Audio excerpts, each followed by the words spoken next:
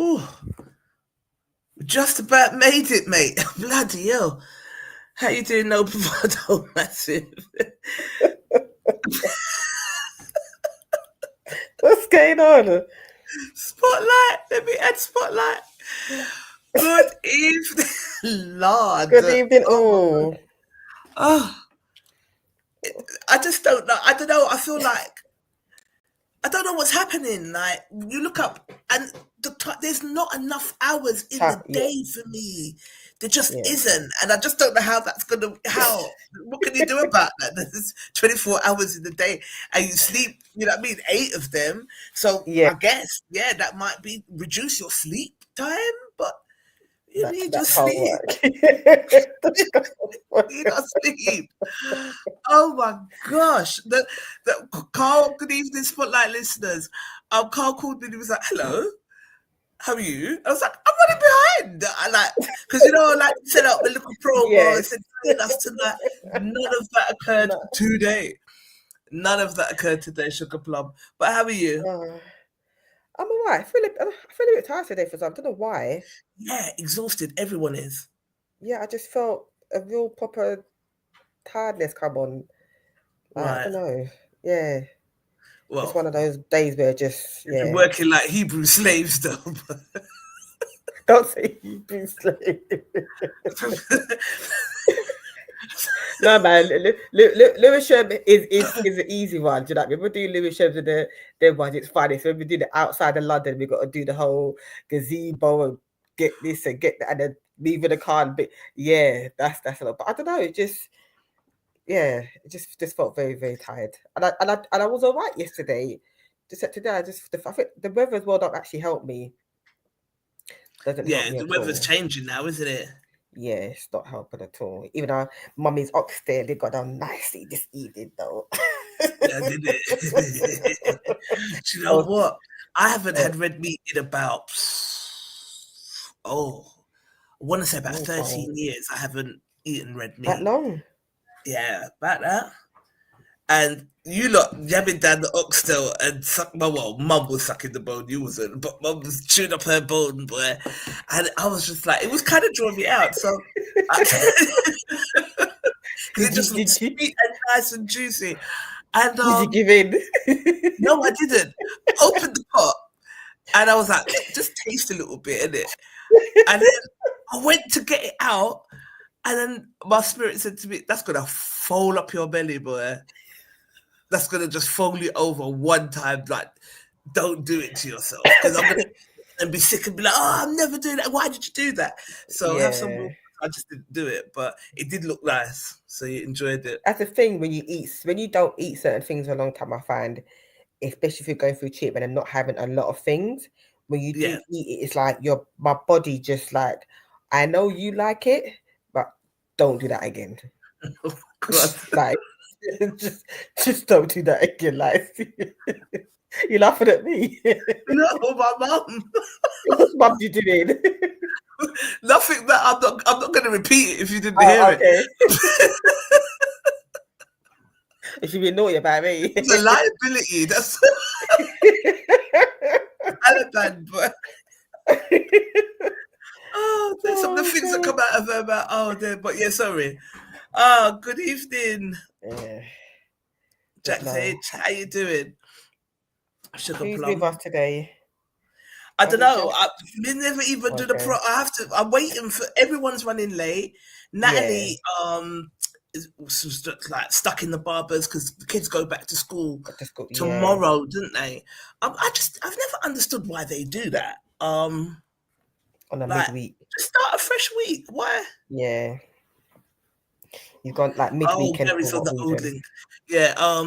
No. So she got stuck in the barber, so she's running late or might not make it because the kids go to school Yeah. tomorrow. Quincy was like, "Oh, I'm stuck somewhere. 30 minutes." Gary, I think, is saying he's on the old link. He just clocked this one now. Okay. So when he comes in, Roy Amos is with us. Good evening. What I will ask you to do is Yep. we'll share it to the group, and if anyone comments in the group, check the comments in the group, because what I've realized is Yeah. last week when we was having conversation, people were making, because it's streamed to different locations, people Yeah. were at different locations. So the ones on the No Bravado page itself, they Uh-huh. come up on my dashboard here. Yeah. But the ones that the comments that are being made on my page, I'm going to look at those, and the comments that Yeah. are being made in the group, I wouldn't see them necessarily. They don't necessarily come through here. Come. So just Right. keep on the other comments, just because I missed like TLC and Carl and everybody had kind of I've made made comments. comments, and I missed them. They were a little bit Because I was late. checking last week and I couldn't see anything on Facebook. I was in and out checking it. It wasn't showing up anything for whatever reason. I don't know why. So Is it? but yeah. Yeah. Roy MS says, good evening, all. And good evening, Roy. How are you? Angela St. Clair, our lovely Angela St. Clair, said, hi, ladies. Love the earrings. Have a good show. It's going to be a good show now that you're here with us. Bless you. Yeah. Good evening, Jigger. How are you? Everything's crisp, man. What's going on? Everyone good? Shout Yeah. to Lean. Lean to forward, the Charlie. Lean forward. Put your head down. Oh, it's still blonde. Let's check in. And you know what? When I saw you at the Pride Stratford that time, I thought, because when you greeted me, I thought, what if he knows who he's hugging again? Because he seemed a bit like disorientated. I was working in it, so I was a bit, when I'm working, yeah. I get in my boy. Work I don't mode. talk to nobody. Work mode. Yeah, my hello, what's going on? Yeah, Ben Pip. We had in the clinic today. One guy coming to clinic today. So sometimes I'm a bit of the troubleshooter, but I was upstairs. I come downstairs and there's this really tall black guy, and he's talking to receptionists. So I didn't pay no attention. So I'm in one of the doctor's room just chatting about general stuff. There's stuff that's happening tomorrow and how we're going to deal with it. And then we hear some kind of shouting at the front. Something was shouting. So me and him get up and walk to the front, and there's this really short nurse and this big guy going at it. So I keep saying to people in my office, why do you insist on having disagreements with people in the waiting area? Take the people into a room. Yeah. So I go in the room. So I'm sitting there. So I said to her, go back inside. So I'm chatting to the guy. Look, bro, come let's go in this room and have a conversation. Go in the room, sitting down. The guy telling me he's got chlamydia, and he's been fainting, having hot sweats and fainting. It's due to the infection. So one man says, shut up, brother. You're chatting, bro. Nobody gets. Are you menopausal? Like, why are you getting off? I believe men have their version of menopause, though. Not because you got chlamydia, you don't get hot flushes. Yeah? You may get a discharge. You may have some pain when you go toilet, but you ain't getting a hot flush and sweating and fainting on the train. So I'm like, he wants to be treated. So there's no space. You come at the clinic shuts at 7. You're here at 6:30. There's 10 people waiting in the room already. We must kick them out so you get treated. So the woman spoke to him, but was a bit. He didn't want to hear her, so I spoke to him. So he kind of said, "Okay, brother, I understand. So look, you're shouting down the place. All what's going to happen is they're going to say you're banned from the clinic. Don't come back. You can't come in there. You don't get So just calm down. We'll book you in for tomorrow. We're good to go." So he goes, yeah, but I need to be treated. But you know what? If from what you're telling me your symptoms, what you should do is go straight to A&E right now. and tell Because the we're a man, sexual health clinic. we can't do nothing about hot flashes and fainting. That's not our bag. He's like, oh yeah, but so he told the girl on the reception that there's no way he's coming tomorrow. He doesn't care. We're to around house. So he's gone back there and said, oh, can you book me into for tomorrow? After all the big talk. So they go to me, goes, oh Gary, I went to get my my little. Listen, it's not my job to be policing this organization. Yeah, we don't have security, but if you can't handle people, yeah, stop talking to people in reception, because all you're doing is you don't want to save face. He wants to save face. There's 10 other people in the reception watching it, so nobody wants to be seen to back down. Take them into a room. I ain't getting in a room along with with a big guy who's like towering over me. Aggressive. I get that though. Not a problem. I said, but go in there with one of your colleagues. You sit by the door, they sit by inside. I said, the first thing you do with them situations is don't be trying to. You're tiny. Make yourself look smaller, because they're not going to be licking no tiny person, like literally. Yeah. The man's 6'4" and you're 5'2". He's not licking you. Not gonna lick you down. You mean he's not licking you down because it just looks. So but you never know. Yeah, I'm like, Gary's judging people based on what he would do in his characteristics. Yeah, exactly. People ain't licking people. A fact. Even security, they were doing clubs, innit? So when there's arguments in clubs, sometimes they send a woman security guard out to deal with things, because the guys are not going to lick them, literally. The guys out there, it's like a metro, rah, rah, rah. Sometimes, like I said, people, de-escalation is the key, yeah? Explain to people why they can't be seen and just keep it moving. But yeah, so he was getting annoyed and shouting. I was like, I just don't want to be the big angry black man come to the clinic today, and he was shouting, and we was also scared. Was so frightened. Yeah. So frightened. And like, I'm sitting there thinking, and it was Gary had to come and rescue us, and it's because he's big and black, but he can do it. that kind of like, handle people better, and their tea, because they love saying people are. My team love tell people they're aggressive. The person made their voice once, especially one of my reception staff, will always cuss people until they're aggressive, and then like the person who another one of the receptionists is a black person, like the person wasn't aggressive, they were just trying to express their frustration. They're not, yeah. That's the problem. Your mouth without that being thrown at you. We all know how I feel about that.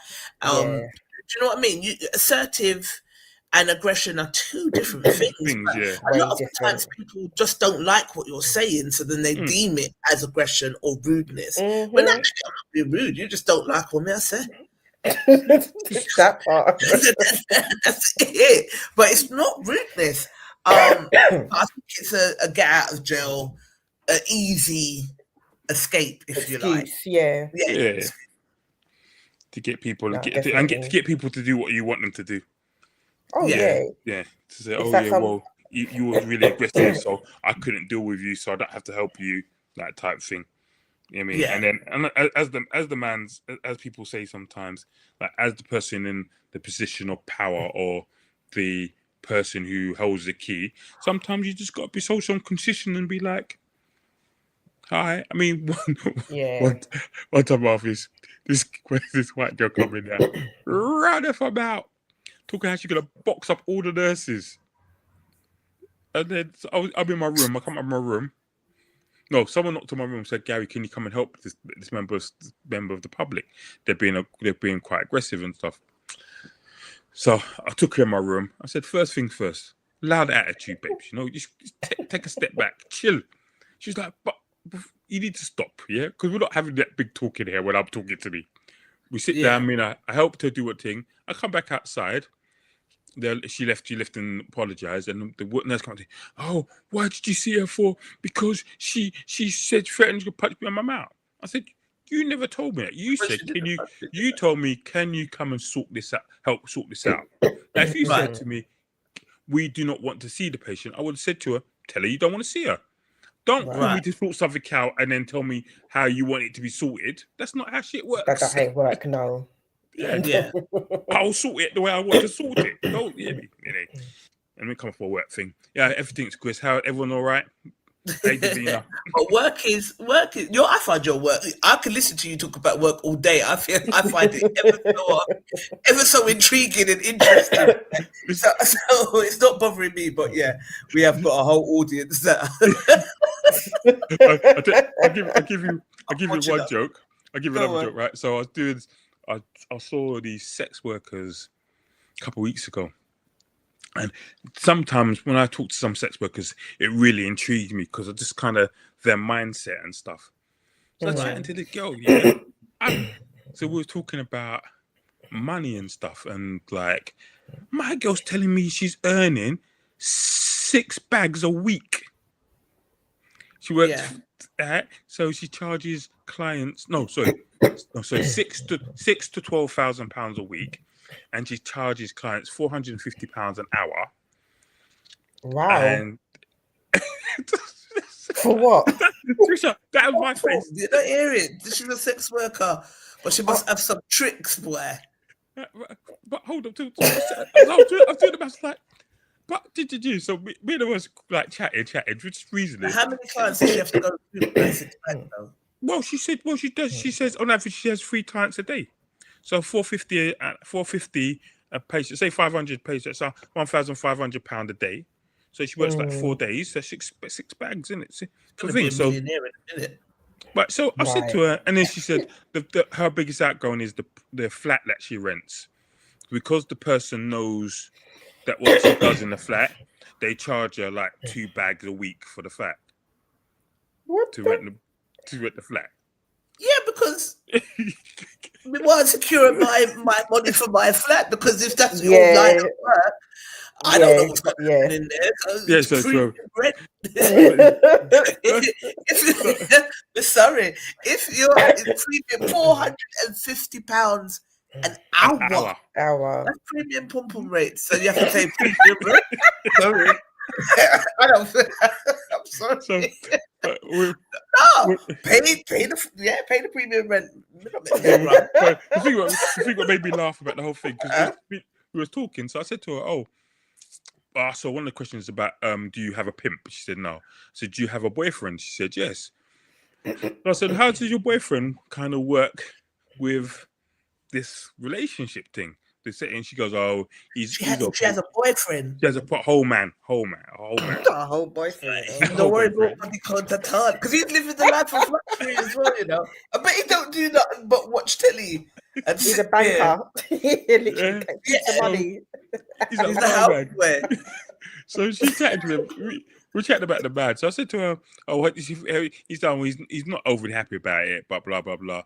But he gets annoyed because some of her clients say they haven't got money this week, so she lets them come for free. Get money. Who lets them? She lets them do it for free.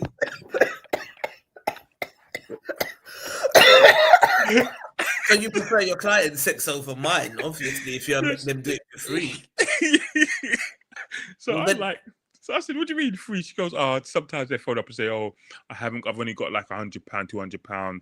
And she said, don't worry, just come over. So I was like, so she goes, sometimes, but he gets upset when he hears that. I said, but do you blame him? Like, yes, because why I do that? I blame him. I blame him. Why is your girlfriend having sex with 3 other men apart from you? No. 3 that's a day. A day. It's a day because I know. So what's that? 3, 6, 9, 12, 15. 1 man a week. Yeah, she's doing a week. Fucking hell, man. 15 guys a week. He can't get. You can't get vexed. Unless you're subsidizing what I've lost, then shut up. Charlie subsidizing. Right, unless you're subsidizing what me I'm gonna get, I don't want to hear shit. It's my fanny, get lost. Oh please, Charlie, man, I got £55. Oh, because I got 55 pence for you. Let's line me up. Come on, let's go. You know that, not even a pound, 55 pence. People that make their money or they make their money, times is serious, cantankerous, and dangerous. That's it all the time. So I'm not judging how people make their money. I judge hard when you fly to Dubai and let someone shit in your face. I don't get that. Or poop in your face. No. Apologies, Carl. All of that I take issue with, but good old. It's the oldest profession in the world. Prostitution is. I'm trying to center myself on this camera, but it's mirrored. I think prostitution is prostitution. I know for me, it couldn't be something that I could do because I don't know, sleeping with men that you just are not attracted to, but people say they can switch off and disassociate. Yeah. I overthink every little twinge. I've got a herpes. I drive myself mad. Yeah, being like sometimes it does make me laugh. Some of the stuff that goes on and some of the stories are hilarious. Like even obviously you got to stick there with a straight face and talk, and then even some of the patients would be like, "You think it's weird, right?" I'm like, "No, it is what it is. I've heard this story before." And like in my mind, I'm thinking, "This is bizarre, bro. Like crazy." The first time you told me about rainbow kisses, I probably really would have thrown up in my. I can't. I'd have thrown up in my mouth. I wouldn't have been able to. Like, you're telling me that you mix your sperm with period blood and then you put it on your lips and kiss. It's weird. It's not weird. It's not weird. I try not to. You don't know. I try to be open-minded, but boy. Yeah, do you mean, man? Form you're paying the £500 for the hour. Then that hour's my hour, innit? What's she look like? Nice looking. Do you know what? Most of the sex workers that come in that are kind of that level are quite very pretty or are quite attractive. And some of them have got really nice bodies. And there's lots of ladies from Brazil, and they're really stunning. Like they come through, and they're really stunning. This one I think she was Brazilian, but her English was quite good. And she had the whole body, all her sides, all her chest, everything was tattooed up. Had like an amazing. I think it was either a Tom Ford dress or a Prada dress. It was you could see the levels to it when she come through. I was like, right, this is like this dress is nice. So we was talking, and she was talking about how she spends. Did you say like £1,000 a month on a week or something, or a month on taxi fares? He was like, buy a car, bruv. Hire a driver. Just like, hire a driver, I suppose. But it would work out to be just as expensive, wouldn't it? Yeah, I don't know, but it's some of the stories. Like one day I should write the stories. Write some memoirs, boy. The stories, like some of the hilarious stories come in. Like, I mean, people, like I told you about the guy and girl who had chlamydia. So and he made her think it was her. No, not that one. We treated her treated him. Or treated her, I can't remember. And then he slept with her again and gave it back to her because she hadn't been treated. Lord. But then they both came in together. So I went outside to get medication to do some stuff. And when I came back in the room, she's sitting on him in the room. What, they were having sex, or she was just sitting on him? Just like I don't think they were having sex, but they were like straddling over him, and he was kissing her up and whatever, wind up on that. Open the door, and was like, and then closed the door. And said, people, what go on? Like literally. At least clear the chlamydia first, yeah. You know what I mean?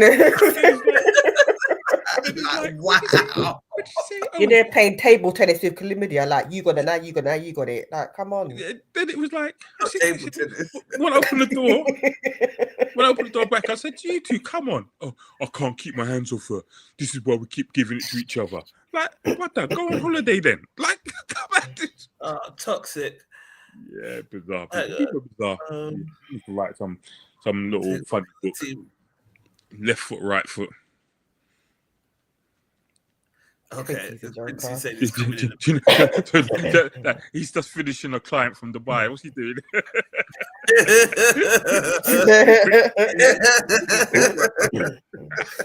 Me not getting to that boy. That's why they call him the Cockney.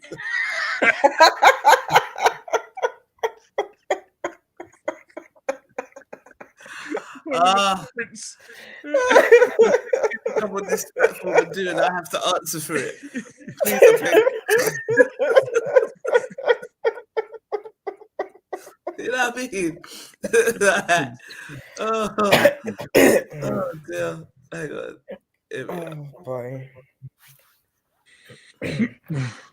Oh, hang on. Let me just send this to I don't know. Natalie's stuck in share the it, bar. Yeah, I'll ask Natalie to. Let me just send this to is that you or It's me? Yeah, I'll ask Natalie. But yeah, it's Yes, my love. Too funny. Sorry, my phone is itching me. Sorry. Okay. Good. Yeah, I was been very surprised at the comments with the post that you put on there about the 5-year relationship. Oh, right, yeah, the 5-year relationship. Really, really surprised. I know what you're talking about now. Yeah. Right. I was like, I know what you're talking about now. Okay. It's just different people's perceptions on things. It's just so interesting. I find this group very interesting. I have I've got some favorite members. Have you got favorite members? Junior sometimes, depending on what kind of subject we're talking about. Right. And also Davina with what she said, and Colette. Their outlook on what they say, yeah. Yeah. Dion and Colette. I think it's Colette that always needs context. She always wants context before we answer. And I love it. What does this mean then? You know what I mean? But I find it's a really dynamic, interesting group. And what someone said to me the other day is that they would like to because I wanted to feature different people. There's so many people that have said, when are you going to have me on No Bravado? So come on, the members, don't just say it and then not come on. The door's open. Yeah. Say, come on. But what she said to me was, I'd love to come on regularly. Lisa Brown. Lisa is. Is that the one that was at your house that time? Is it the same one? Okay, yeah. Yeah, Lisa. Lisa. I've worked with Lisa. Same time I met Natalie, actually. And she worked on a big project with us as well. And Lisa's dope. And she was like, I like the fact that it's not just relationships that you lot talk about, and try to make it mixed and stuff like that. Try to make it mixed and not just about relationships, because everyone's doing that and it's boring. And I don't think we do. No. I do think we excuse me. I do think we mix it up a lot.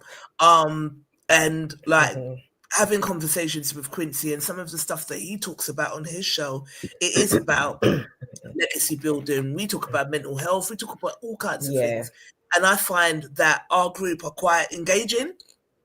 In the summer, they're outside, so no one's got no time for you, boy. Like your comments are not as much as they would be now that the season's changing.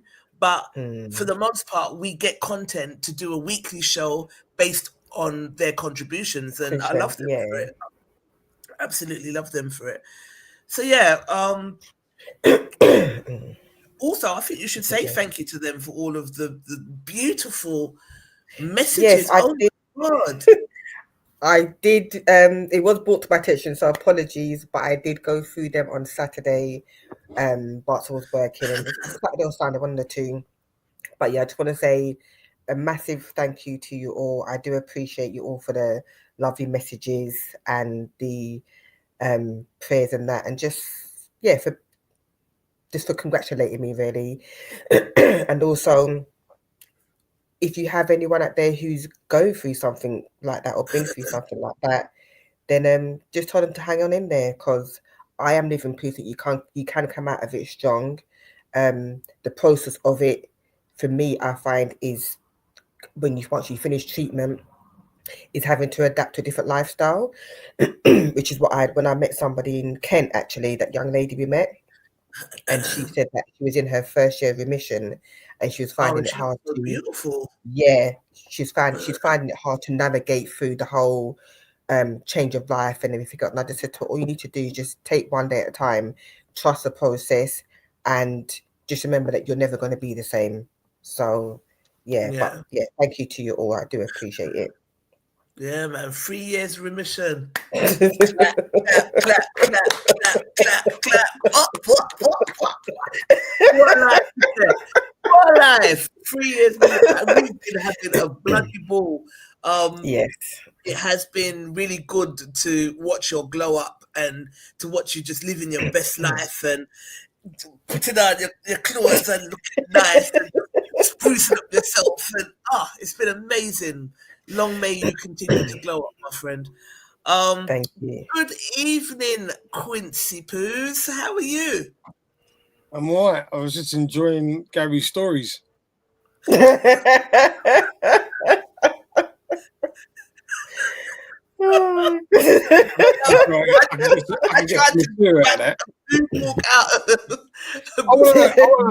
to know if Gary's workplace does.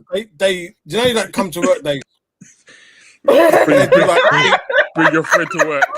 Yeah, that'll be interesting.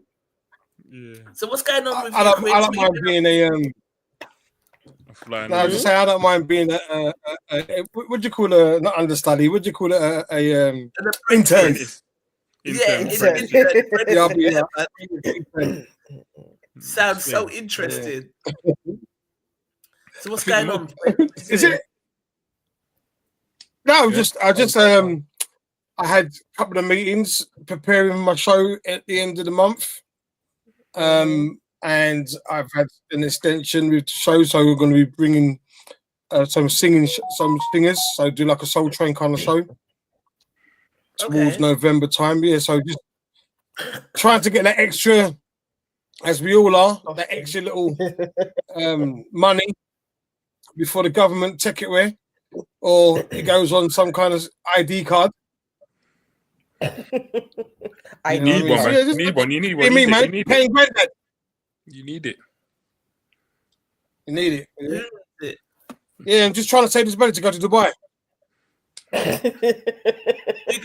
know what? The first time I heard someone your internet is terrible. Your internet terrible. Yeah, we didn't hear a word. Do you know what? What's really funny? Your internet's bad, Gary. Quince. It keeps freezing, so we're only hearing part of the conversation. And then you come in and you go, how's he got to be my internet? Because all our hours are all right. We can't catch your joke because we can't hear you. It's frozen again. Oh no! Is that better? Is it better? What did you do to make? Let me log out and come back in. Yeah. All right. Yeah. All right. Let me do something, and then he moved something, and then that was it. I don't know what he did. It's not going to be any better if you just shifted your laptop to the right.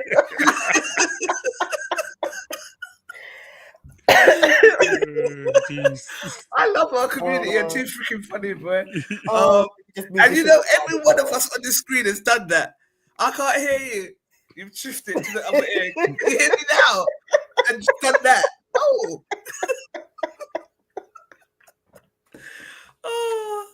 too funny. Oh dear. But yes, there hasn't even really been any sort of important news as such. What I will say though is which we should have kind of started to show off by saying rest in peace to Colin. I still processing it. I'm not gonna profess to be a close friend of his, but any encounter that I've had with him has been pleasant. And yeah, may he rest in peace. It's very sad that that happened. I've got no words for it really, other than I'm glad I've got my insurance, my life insurance in place. I think that we all need to start thinking about wills and trusts. We had Davina's daughter on, Sabina Caborn. She does free wills and trusts for people who are in the NHS. I would say hit her up if you're in the NHS, but then take a friend that's going to pay so that she can continue to develop this service for us, because no one knows when their time is up. No one knows. And boy, I saw someone put up a tribute. I think what bothered me, one of the ones that struck me, was someone put up a picture with him at the carnival and said, imagine we took this 2 hours and then 2 hours later, 2 hours before you passed. So it can be that fleeting. I can come off this live and not come back. You lot might not talk to me again. This is the only thing about this life, that no one knows when. Not exactly. No one knows when. So I would say, and again, we've spoken about this in No Bravado. We've spoken about your wills, your trusts, your investments, the fact that I think, Gary, you might be able to tell me more about this, but from what I understand, HMRC now are now looking at taxing your pension. Well, your pension already gets taxed, but what they're going to do, what they're going to do is, if, say, for example, if you go over the threshold, they're looking at taxing it differently. But I can tell people in terms of inheritance. So basically, there's different types of. Obviously, if you pass away, like if I pass away, then my pension or the money I've paid into my pension goes to my children, or goes to my next of kin and stuff. So then they're talking about taxing that. But that money, I've already paid tax on that money, so it's a bit outrageous. So, but the country's in trouble, man. I mean, NHS is struggling, the defence is struggling, everything's struggling. I mean, we have to make money somewhere. Someone's got there's a threshold of that. There's a threshold of the inheritance tax. So if it's over 100,000 or something? No, it's a 325,000. Oh, is it? Yes. Okay, that makes it a little bit better, but still. Not really. Not really. And what I mean by that, not really. If you've got a house in London... No, but that's house. But pension, I'm talking about. Pension. Most pensions, my pension must be over that.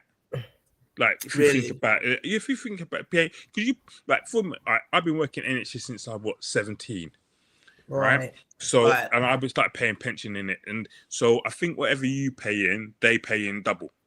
Yeah. So if I pay like £100, they pay £300. So if you think I've been paying £300 every month or more. As I earn more, the more they pay in. From I'm 17 to I'm 60, whatever. How much money that is per se, and then it goes into a high interest account, and that's my pension. So you've been paying for 4 years. 4 years, 17. That's right. Yeah, 4 years. Yeah, 4 years. 4 years. Yeah, but it's saying there's a lot of wonder in it. I just think it's a. So they want it back, basically. It's basically attack on the middle classes. It's attack on the middle classes. It's because they are deliberately separating the rich and the poor. Those prices are only going to affect the middle classes, and not people who are born into wealth. And I think that the fact that they sit around the table and discuss this is a liberty, is a proper liberty. Yep. But not to get down to make it thing. But I'm kind of torn about this, because I think the country needs to make money to make the country work and to provide. I'm a person who believes in services for the people. So to pay for the NHS, to pay for child benefits, to pay for legal aid, to pay for that, someone's got to be paying money to it. Yeah, but Gary, that's true. But if you've had previous governments, successive governments, and you can't put the blame on one particular government, you've had a group of people who have taken out of the pot, and now, yes, to put back in the pot, you're going to have to punish certain people. So it's like what's being shown here is like the likes of us here on this live, we're suffering for their incompetence. because their people already taken out. But you know what? And the thing, and I agree with you to a certain extent. But in that case, what happens, and this is always happens, and this is where I think it should be illegal. Successive governments, mainly Tory, because they've been in most of the time, have done things where before a general election they've cut taxes. So they said to you, boy, you know what? Your tax is, I say, 25 pence in every pound or 20 pence in every pound. We're going to cut it down to 18 pence in every pound to give you a bonus. But people don't realise when they do that, they're taken away from public services. So every time you get a tax cut or whatever, it takes away from public services. So you get a quick win, but in the long run, the country is at a deficit and takes out money and then has to pay this money back. And people like the country's in what? How many trillion pounds worth of debt? And it's got to pay it back. You know what I mean? It's like most of these countries in the world are running on debt surplus, and owe people money. I mean, and different people owe people money, and when they start claiming it back, that's why the interest rates go up and down, and this, that, and the other. And I remember saying to someone like 3 or 4 years ago, when the interest rate was at 0.4%, whatever, everyone should be fixing their mortgage for 20 years. I don't know anybody who had 3 years, 2 years fixed. Yeah, idiot. Yeah. It's not going no lower than that. Fix that for 50 years. Fix it. It's true. Yeah. Do you think as well that's the reason why they're always changing the retirement age, because there is no money in the pot for people to retire. You can't give a woman 60. Like, for example, like they give the retirement age for women used to be 60. Who's died at 60 or 65 now? They should live until 100. That's 40 years that people are paying your. Yeah, it's true. You know what I mean? Yeah, Sean, look at the drinks you're drinking. That's why I mean, make you live a bit longer. Them what was that? The fruit juice or something? High-time drinks. Maybe. Yeah, that's why they're changing the age group. You're drinking them healthy drinks there. I got to the bloody died already. Yeah. I got to tell you how. That's why I'm eating Arkandals. But you get what I'm saying. People, don't forget, back in the day, people were dying at around 70. Ages, nowadays, 70. I've seen some 70-year-olds in our community look like they're all their 50s. They're running around raving. Of course, The government's saying, we can't afford to keep you. Next minute you're 110 and you're still getting pension. You're still getting taking pension. I don't know. Do you know modern day slavery to me? Do you know Fitz, the PT guy? Yeah. I know you might. Right. Fitz is in his mid-60s, isn't he? Yeah. And so them government are looking at him and thinking, stop doing work. Stop doing work. Fitz is fitter than half the people on this panel. He's fit. Yeah. You know what I mean? Some of them, nothing about all them, even man like all them, some of these, or Errol, them man there. Errol's yeah. You're not going to live at his age, but man's a big age. That man ain't 50 no more. The man all look like they're in their early 50s or looking all good and going gym and eating well and looking. You know what I mean? People ain't. That's what I said. So you're talking about raising the retirement age because really, truly, who's dying at 70? Them days are over. People are not dying. You're 70. Looking like we are not housing you, lot. I mean, and don't get me wrong, people do die, obviously, friends, people who know are dying in their 50s and what's happening, pollen and stuff. But to be honest with you, if we as a community or we as a people went doctors more often or took advantage of healthcare and went doctors once a year, most people wouldn't be high blood pressure and that. You'd be getting medication, getting your thing, whatever, cholesterol. The man will do this, tell you, no, you can't do that. You look after yourself, you'll probably live a lot longer. Most people like listen. Before, what did the Bible said? 70, so 70 you might die. 70 years and 10, 70. We're looking at some 70-year-olds. You're thinking, right, my man look good. What's her name? What's her? Jada Pinkett Smith's mum. How old is she? Angela Bassett.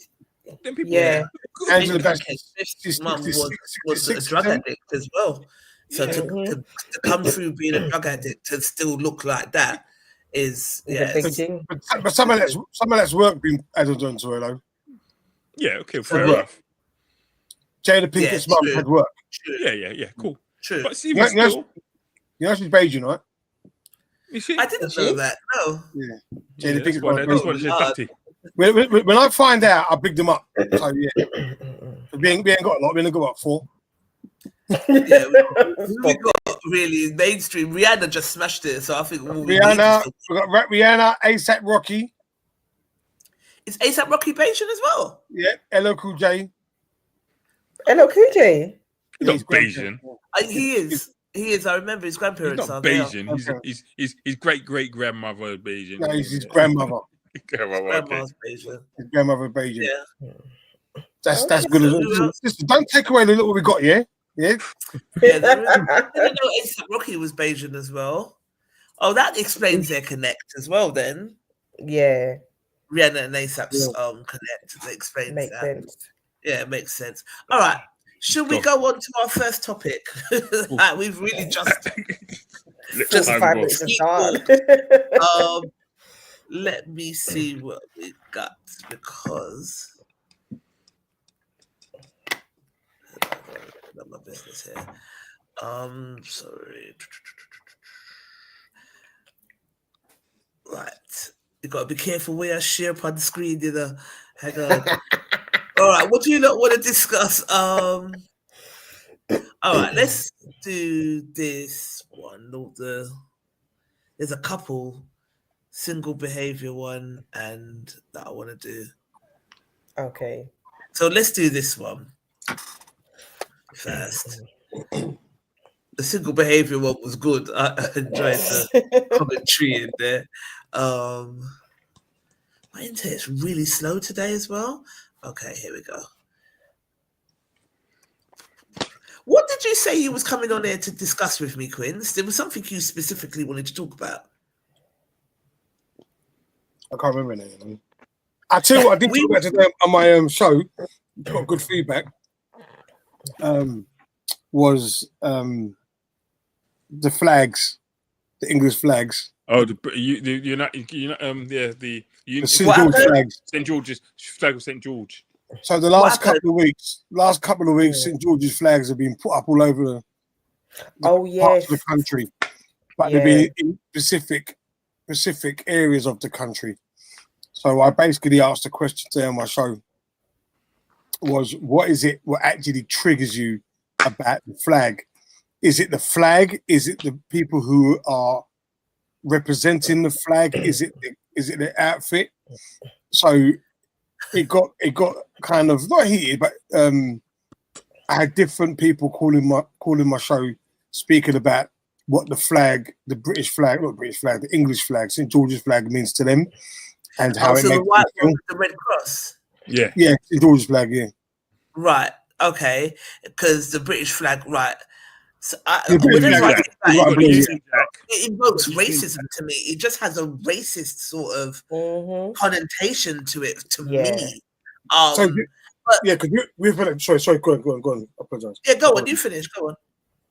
So when you say that, because we're from that generation, that's what was adopted. So my thing is like me and Gary, like we're football fans. So I wear the England football kit. You know what I mean? And it hasn't got the same connotation as the flag. So it's when you say that, when you see the England flag, you see it represents racist. Is it the flag or is it the people carrying it? Because it's for me, and I've said PVD, it's different. I don't mind seeing the Union Jack or the British flag, but see when it's like football or World Cup, I quite go on, walk with it, proud. I don't have it. It's when I see people protesting, then I've got issue. So it's really weird if I see football fans walking with it or at the Olympics or whatever. Yeah. It's a different thing. But when I see people just protesting with it, hold it and wave it, then I just think, oh, these people are kind of racist or semi-racist, or I see their teeth missing and all that. But it's true. Where did we get that from? Why do we think that? Because I'm sitting here, as you've been saying it, I'm like, why do I think that though? Because I just think that. But why do I think that? That's the image. That's the image which has been projected, and it hasn't. They haven't tried to what's the word now? So if you look at the Germany flag, if you look at Germany as a country, Germany had if you mention Germany when he was growing up, you think Nazis straight away. Obviously, the Nazis got their own flag. Yeah. No, but that's what they were associated with. That's what they were associated with. But they have done something. That German flag isn't associated with the Nazi flag. No, but that's different though, because the swastika had a different design on it. So they changed it. Right, and it's almost as if that King George flag is like the swastika. So it's different from the British flag. So, but it's the people who have claimed the flag who are giving it a bad name. It's like anything. So if you see Air Force Ones or a particular tracksuit, you know what shops it's coming out of. It's a stereotype, like a hoodie has got a stereotype which has been associated with young black males. So it's what the media, for me, the media have perpetuated that stereotype, and they haven't tried to change that image, because I wouldn't want someone who's of a lower class and IQ to represent the flag of my country. I'm saying, no, you don't represent me. You don't represent me. So don't. So, and the same way they got like if you go in the West End now and you put a sign up saying Palestine action, they're taking that down. So when they saw them racist man portraying that flag back then, they should have said no. If you chant what you chant with this flag, we're putting you in prison. They're not going to say it if they agree with it, though. Like, that's the problem. That's the bottom line. The elite, they agree with these ignorant people, so they're not going to change it. It's only now because it's turned on its head. But if they took that adoption, like I said, they need to rebrand the flag and reclaim it like black people reclaim the N-word. In rap, who reclaimed the N-word? Maybe you claimed it. In rap. No, but the N-word in rap music is, when you hear it now, it don't affect you like it did before. No, but I think what was happening with the N-word in rap music, they were saying that there was something on Facebook someone put a couple of years ago, was that black rappers had a problem with white people using the word nigger. Yes. Just flippantly, and it's like, no, you don't know the true meaning of where the word nigger has come from. So you using it flippantly to sell your music. That's what we have a problem with, and that's why we think we've heard it less in Caucasian music. I don't know. Yeah, I'm only joking. I was only playing, but yeah, go on, Steve. I mean, does that make it confusing? So we can, if the connotation of the word is so bad, then no one should use it. Right. Which is what another rapper said, you shouldn't be using it. And even female rappers were saying that you shouldn't be using the word nigger anyway, regardless of what your race is. And whether you know where it's come from. We don't. Why are you calling the next black man nigger for? Why do you need to use such derogatory word to sell your music? Just don't use it. But it's kind of like, as Princey was saying, they've reclaimed it and made it cool. But I guess where it's tricky is like, we would be with our white friend in the club, but we're all dancing along to the song, but they can't say the word in the song. Like, where do we draw the line? Does that make sense? Yeah. They can't. They can't. We can say it, we can dance along. They like the song the same way, Do you know the funny thing about it was I was playing out. I was playing out in a wine in student bar in Birkbeck University, and a boy came over to me and asked me for a song. So he goes, "Do you have African Americans in Paris?" So I was like, "What? What kind of question is that?" It took me like Edwards in Paris is Jay-Z and Kanye West's song, but he's not going to come up to him and say in Paris. So he said, "Have you got African Americans in Paris?" You still not getting it? I would have teased him. That's funny, I would have teased him. Was that the remix? I think it's funny. That's funny. And you've got African Americans in Paris. He could have just said N-words in Paris, no? Yeah, no, he ain't gonna get rid of that. He just, do you have African Americans in Paris? So I was like, what record's that? It took me a second. I said, oh yeah. I clocked straight away with it. Yeah. Oh, hilarious. Oh, So dear. it's funny. So you want to dance to the record, but remember, it's a bit like me, though. As I said before, I prefer to play the radio edition songs anyway, so I don't really play the tunes with. Yeah. And anyway, so I don't really hear them that often. I mean, and when I do go places, if I go places and people are playing it, I just feel. Sometimes I don't notice, but sometimes I think, Yeah, to me, I mean, Natalie uses the word and I bust up every time. So it's like, why do you you can't pick and choose when you're offended by the use of the word, but I suppose it hits differently when it's white people that say it to you.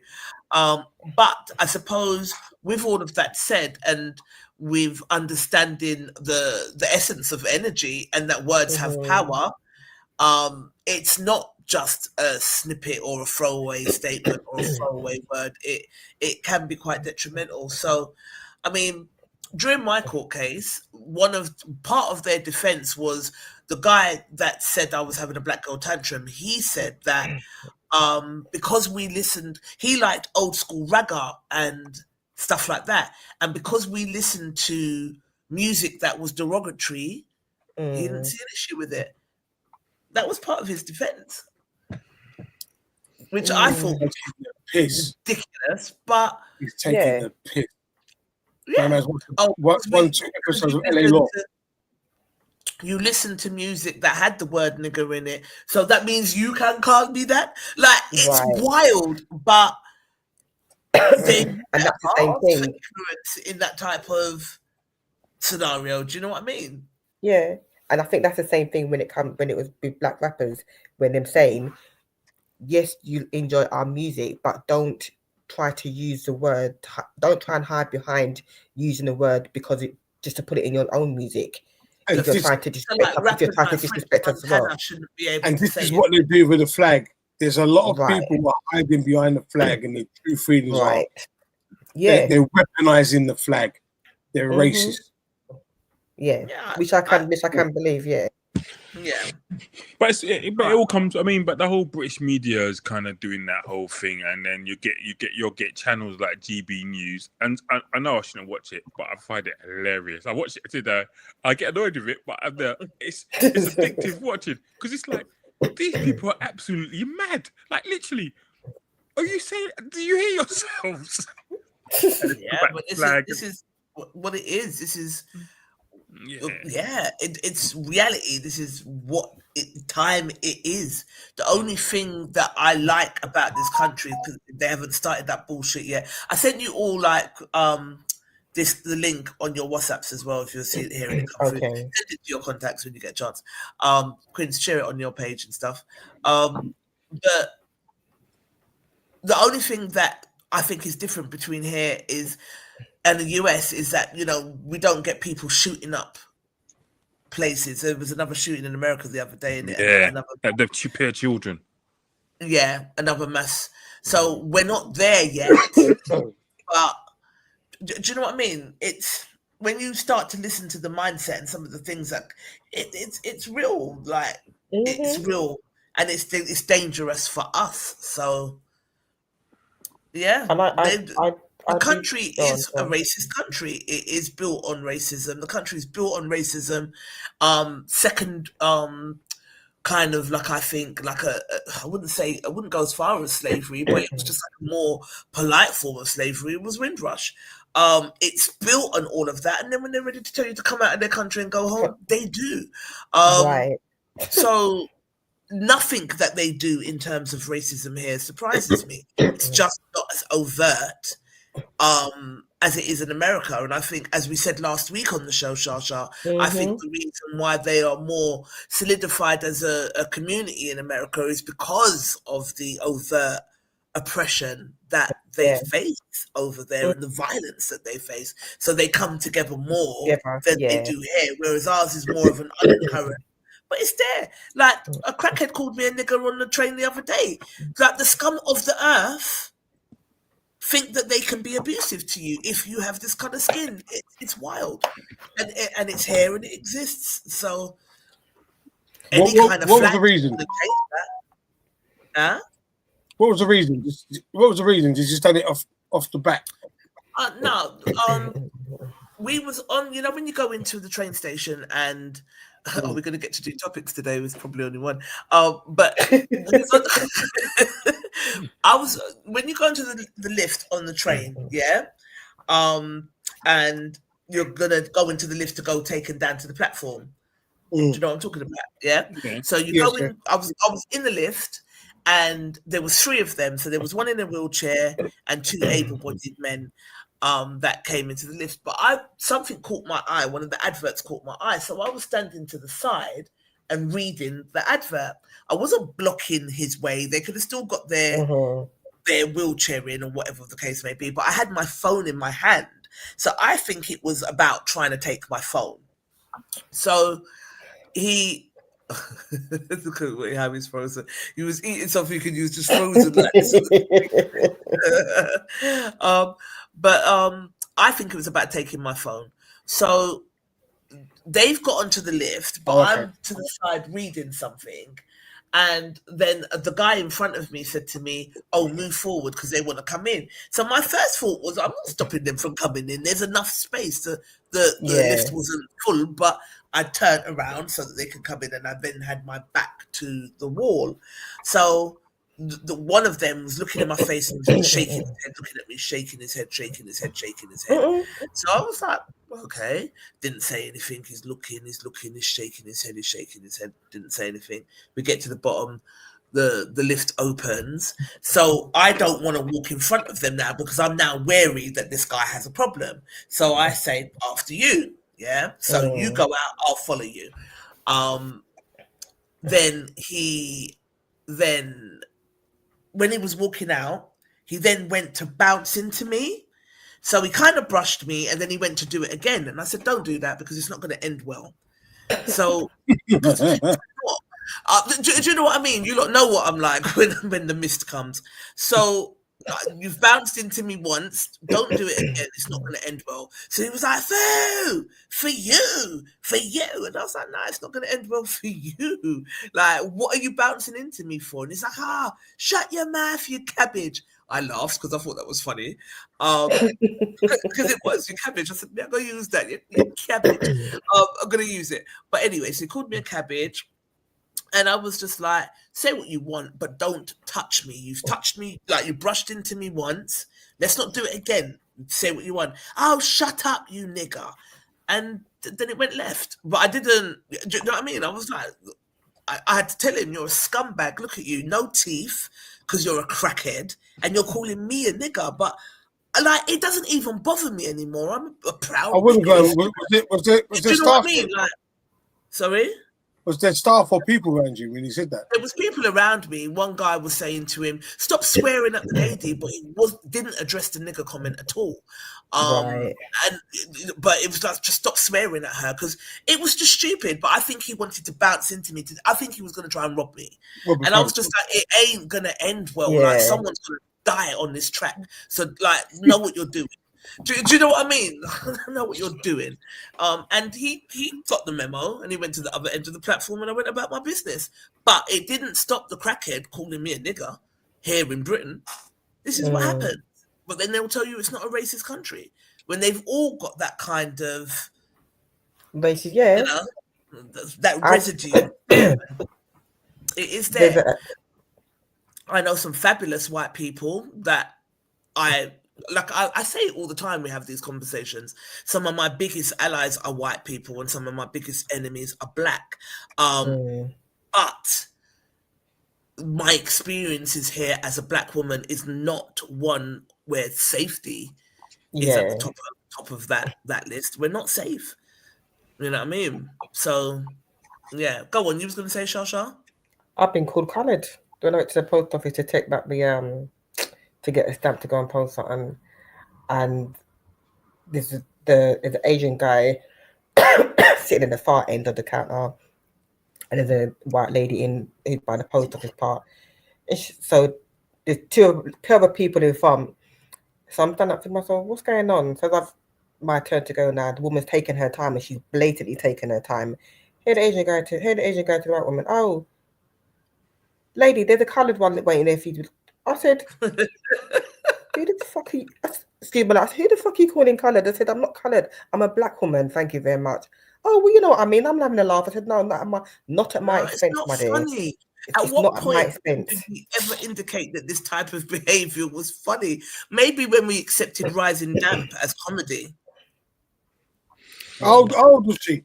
I used to like Rising Damp. Rising Damp, and what was no one? Alf Garnett was the one. Alf Garnett, the dirty racist, and would sit there and watch it. But there you go. Even in that comedy was the undertones of the dirty racism. It's just always been there. It just is what it is. You know what I mean? Roy Amos is saying, could I ask, does red-skinned people feel more accepted than us darker people? Because I feel it's got worse for us darker-skinned people like myself. None of us are red-skinned on the screen, though. No. Ask Drake. Don't be rude to our viewers. Out of order. I do have issues. I do have issues when black people talk about the colorism thing. It's like, we are black, we're the black. You know what I mean? If you identify as being black, you identify as being black, and I don't even get into the whole thing, because everyone experiences racism in their own way. It may be a little thing and a big thing, and then some people may take it a lot. Like someone may, like sometimes I said my daughter had her first bit of racism when she started university. Some girl did something racist and said something racist to her, and when she told me, I didn't laugh. I was like, babe, yeah. So like literally, the girl said the pen's going to match her face because a black pen she was going to write something on. Give her a white one, and she. I mean, yeah, just like, yeah, but she was like, it's so bad, isn't it? I'm like, babe, when I was younger and I was in the East End, a man used to chase me over certain things, say, get the M word with a knife or a thing to kick you up. Them days was racist. You got some light work. I remember my son, he was about 12, 13, and he's taken to football. I took him to football, but this one I was gigging away, so I couldn't make it back in time. So he went with the guys, and he came back, and I said to him, how's the game go? He goes, yeah, we lost. He goes, Dad, can I ask you a question? I was like, what's that? What's a sambo? What? What's a sambo? Someone called it a sambo. I said, who said that? Because on his team, there was a few black boys. Because it was in Dagenham, they were playing in Dagenham. Because every time, like, we ran down the Pacific part of the pitch, the opposition, like the parents were saying, the sambo, get the sambo. And I was like, I ran up his manager, and I was like, when you play that team again? Because they got come to Canning Town. I don't know. I said to myself, I didn't tell him what it meant. I just said to him, it's not a nice word. But I was like, do I break it down for him? And I in my head, I did say, how old are these people still using that terminology, sambo? Yeah, it must be old people. But it was the confusion on his face. Yeah.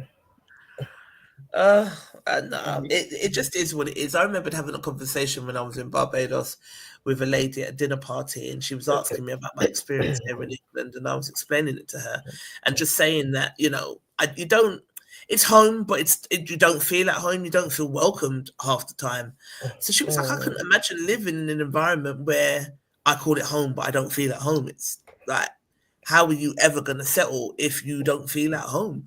But you don't. Like, you got adults calling a kid Sambo when, like, it's there. And it's always going to be there, and it's passed down in lineages, and it's just how the country is and is built. And it's either you like it or you don't. You come out.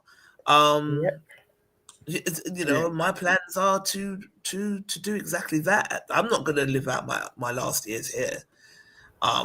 If do you know what I mean? Yeah. If I don't want to retire here. But yeah, Go on. Go on. I'm like, should we shift the mood now, Carl? Yeah. Not usually so solemn, but we do need to have these conversations, I guess. And I don't know. Like I said, it's just it's been here from the beginning of time. So I don't know. Will it change? I don't think racism will ever go away. It's going to be change. something here. It'll be here forever. That it's just got the. I just feel it's not as severe as it has been. It's just got, it's been suppressed. That's the word I'm looking for. It's been put into policies. That's all. Yeah, but it's never going to go away. Yeah. Where's I hate men? Kids go back to school tomorrow. She got stuck in the barbers with them, so everything kind of ran over. So Natalie's new name is Khalees. Why'd you say that? She don't hate men. She just calls you lot out on your bullshit, like this scenario. The first time I met Nat, she had a rant, boy. She had a rant, and I was like, ooh. And then I was going to ask you on a drink, but boy, that's all right. It's all life. You find Natalie alone. Leave her alone. Natalie's jokes. It's justified. Her. She has a rant. It's justified where she's coming from. Eh? What did you say? No, a rant was justified. It was justified. Yeah. It always is. She doesn't just. She does call it out. But sometimes I'm like, "Where's?" I said, "I didn't hurt you. I didn't hurt you. No, it was me."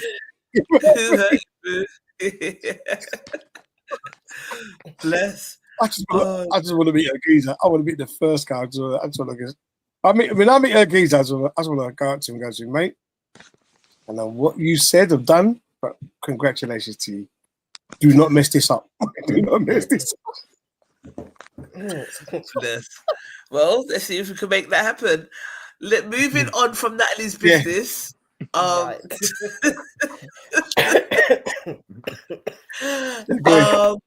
What would you do? So you've been with your partner for 5 years. You've been through thick and thin. Money is tight. Bills are piling up. But you've always faced it together. Then one day you found out he's won 20,000 on the lottery a whole year ago. He never told you. He says he used it to clear his own debts and he didn't want the drama. Meanwhile, you've been struggling side by side thinking you were in it together. Do you forgive him because he has handled his business, or end it because he's kept a life-changing secret from you and left you to struggle? Drop your thoughts in the comments, blah, blah, blah. So what do you think? Hold on. How's he left her to struggle? He hasn't left nobody to struggle. He paid off his debts and he's helping her pay hers. No, he paid his debts and there's still bills. So read it again. He's paid his debts. So then he's got into a relationship. Go on. So he paid his debts. Yeah. But he said they're still struggling because they're still paying the rest of the debts. He's probably just, I suppose we need more context, as Colette would say. But if they're still struggling, it's probably not just her debts. He's probably paid 20 off. But it says you've been with your partner for 5 years. You've been through thick and thin. Money's tight. Bills are piling up. So why are bills piling up? They can't just be hers. But you've always faced it together. Then one day you found out he's won 20,000 on the lottery a whole year ago. He never told you. He used it to clear his own debts. Yeah, so the debts. So he must be helping her pay her debts then, because they're still struggling. Yeah, we always try to find some loophole. No, it sounds like. What do you think, Quinn? If he didn't pay the debts, if he had spent the money on like a dance or his side chick, then obviously kick him to the curb. I'm saying that he's gone into that relationship in debt, and the fact that he's kept it from his missus for 5 years, that's not a relationship. He should have told her that he's run this money, and he could have helped and said, "Look, I've got a few." Well, she would have known. Won the money a year ago. Yeah, she would have known that if he was in debt, need to clear debts. He should have told her. He should have told her, listen, I need to pay off this debt because I was going to Dubai a couple of times throughout the year, and I need to pay off this debt. If that was me, I'm jog on. To be honest, it's your money. Do what you want with your money. I'm not fighting over their money. Gary, you a priest? No, I'm fighting you over your money. It's your money. It's not my money. No, but if you're with someone for X amount of years, you come into money, you let them know. If that's a bona fide, let them know. If it was some proper money, that's a difficult. 20G cut with 20 grand. Jeez. No, Says the guy who puts £300 a month and it's gone up in his. 20 grand. That's legit. Now I'm getting rid of it. What? In his NHS bank account. My pensions, Lily, got to pay it. And it's gone up. No, 20 grand. 20 grand, nothing. Nothing. Something. No, but it's wrong. All right, Quincy. I think it's wrong. If you've got 20, if you've got debts of 20 grand, yeah, and you've paid off the 20 grand, that means you've got money to support your partner, isn't it? Some debt. Right, if you gave her the 20 grand and she paid off her 20 grand, get a drink and keep talking. Go on. If he paid her 20 grand off, right, then you still have his 20 grand to pay. So then she would have to help him pay his. So I don't see the difference. Right. So here's the thing: if he's got 20 grand in debt, she should know about it, or he or she should know about it. Right. So the fact is, he's won it all this time. He's won the money a year ago and ain't said nothing. So he can say, "Look, I've won this money. I know we're struggling. I've got. Let me pay off the biggest debt first. So go through the debts. What he's his debts we've got. Let me pay off this, and then we can contribute towards whatever we're doing at the present moment. But personally, the fact that he's kept it from her for a year, and the fact that she found out going down his trousers or going down his phone, that's not a relationship. I'm getting rid. I'm jogging her on. I'll do one more rainbow kiss and then I'm leaving. Ew. A nice juicy one. Oh God! Nice juicy rainbow kiss. Here, one for the team. The problem I have no wonder your microphone's red. Oh God! Oh my God, Gary! Oh my God. And you know what? When I talk on this mic, right, it's actually shaped like a pom pom, so I don't want it to be no homo. No homo. I'm actually cut out like a pom pom. So when I'm talking it, I don't feel diddy-ish. What do you think, Charlene? Before I read the comments. Yeah, no. What I was going to say is that from what was being written, it sounds as if she thought that they were struggling together. Evidently, they weren't. Because if it's different, if you were together maybe a year or two, fine. But 5 whole years you've been together for, you know that she's struggling. You're both struggling. You have the audacity to hide the fact that you've won a lump sum amount of money on the lottery. You know that even if you said to her, look, as Quincy said, let me deal with a big sum that I've got here, or let's sit down, let's talk about this, and right, I can pay off more off of a big bill. But I can also help you with some of your debts you got as well. You ain't doing it. You destroyed the trust that there is in a relationship. How am I supposed to trust you? That's something major. Why would you want to hide something like that from your partner? I agree with both you and Quincy. Jigga, we've lost your camera. Yeah, I'm just saying, if I was with you, Charles, I wouldn't do that to you, sweetheart. I would let you know from the off. Listen, my Brock, yeah.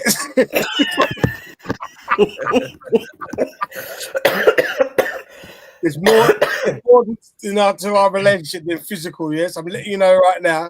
Yeah. No, but how? But the thing is, how do you, for the men mostly, how do you classify a serious relationship? At what stage do you classify that the person you're with is good? You're in it together. You're riding the high. You're going with the low. Is it a year? Is it 2? Because some men might say, "Oh, well, a year or 2, you still get to know each other." But don't you think after at the 5-year mark, you know, you've had those conversations about 5 years, you finances should and things know. like that? 5 years, you should know. Exactly. And as you get older and mature, you know from even before 5 years, you know if this person is a ride or die.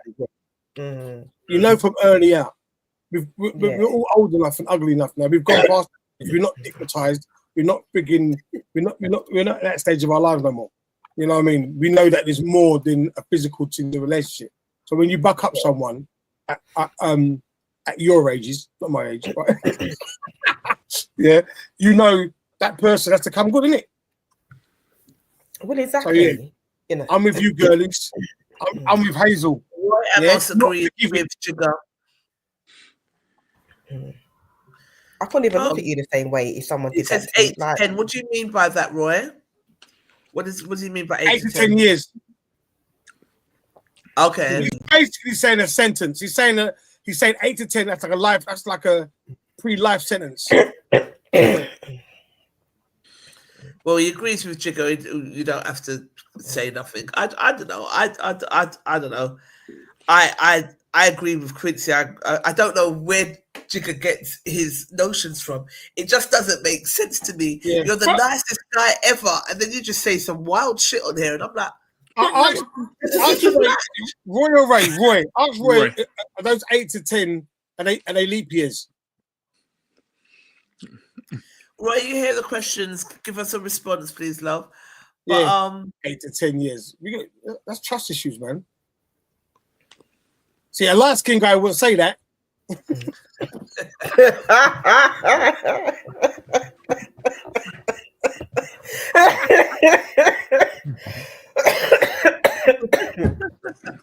Oh God! I can't. Oh God! I gotta stop sharing this. Oh Lord, this is one of these days today. Hang on, share screen. I want to share. So Roy said that. Oh, so he's been hurt as well. Oh, divorce costs money. Listen, divorce costs money. We are getting older now, so why talk about your business? Because you're in a 5-year relationship, so there you go. Whether you had a divorce or not, if you're not in a position to be with somebody who you're wanting to trust, why be in a relationship for? That's right. That's right, Sean. Tell him. Roy, what's the point? That means you're not ready for a relationship, whether you've been divorced or not. Each person is different. So how would you feel if she did that to you? One of my let it go. One of my partner's good friends, she had an eBay business. The business started to make so much money that she actually gave up work, half work. You gave up work. So, but she was still telling her partner she was still in the job, and she used to go to the park in the morning, wait for him to go to work, and then go back home. Really? Yeah, and she was to be going for the whole thing. But she paid all the bills and everything, like everything. So, but she just didn't want to get in a conversation about the money and what to do with it. So she just, the business was doing so well that she eventually gave up work, and then was just that kind of, and then used to go home or go and do things. Yeah, because all right, let's go through some of the comments. Because what was the reasoning as to why she didn't want to tell him about the money? Is he a leech? Like, because that could be the reason why he didn't want to tell her. In this scenario, is that every minute, you know, when people know you got something, and every minute, can I? So, Junior had a lot to say about this. Let's read the comments, and then he messaged me privately. You'd have to. Dion said that's a hard one. 5 years and he's withheld that level of debt. The trust would be shattered. He's a goner after that, says Michelle. Ninja a poacher. Junior said, "My business is my business and hers is hers, especially if she likes to say concerning this or that.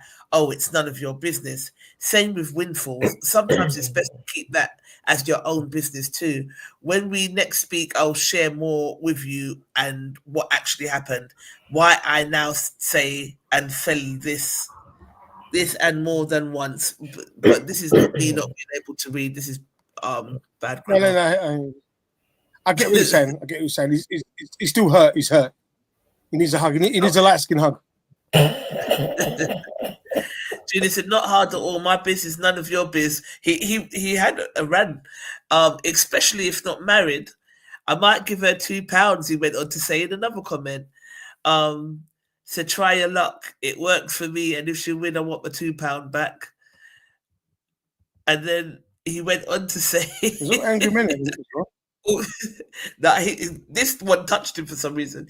He said he didn't want the drama that says it all, and this too I will explain in more detail when we next catch up, Trisha Hun.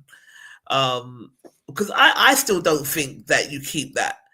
I would say I've won it, but this is what you're getting. Do you know what I mean? Rather than hide it, you're not going to bully me with my things. You know what I mean? It's not hiding it. I'm just not telling you. There's a difference. Hiding? Oh, shut up, Gary. Hiding. Not hiding. I'm telling you, Trish.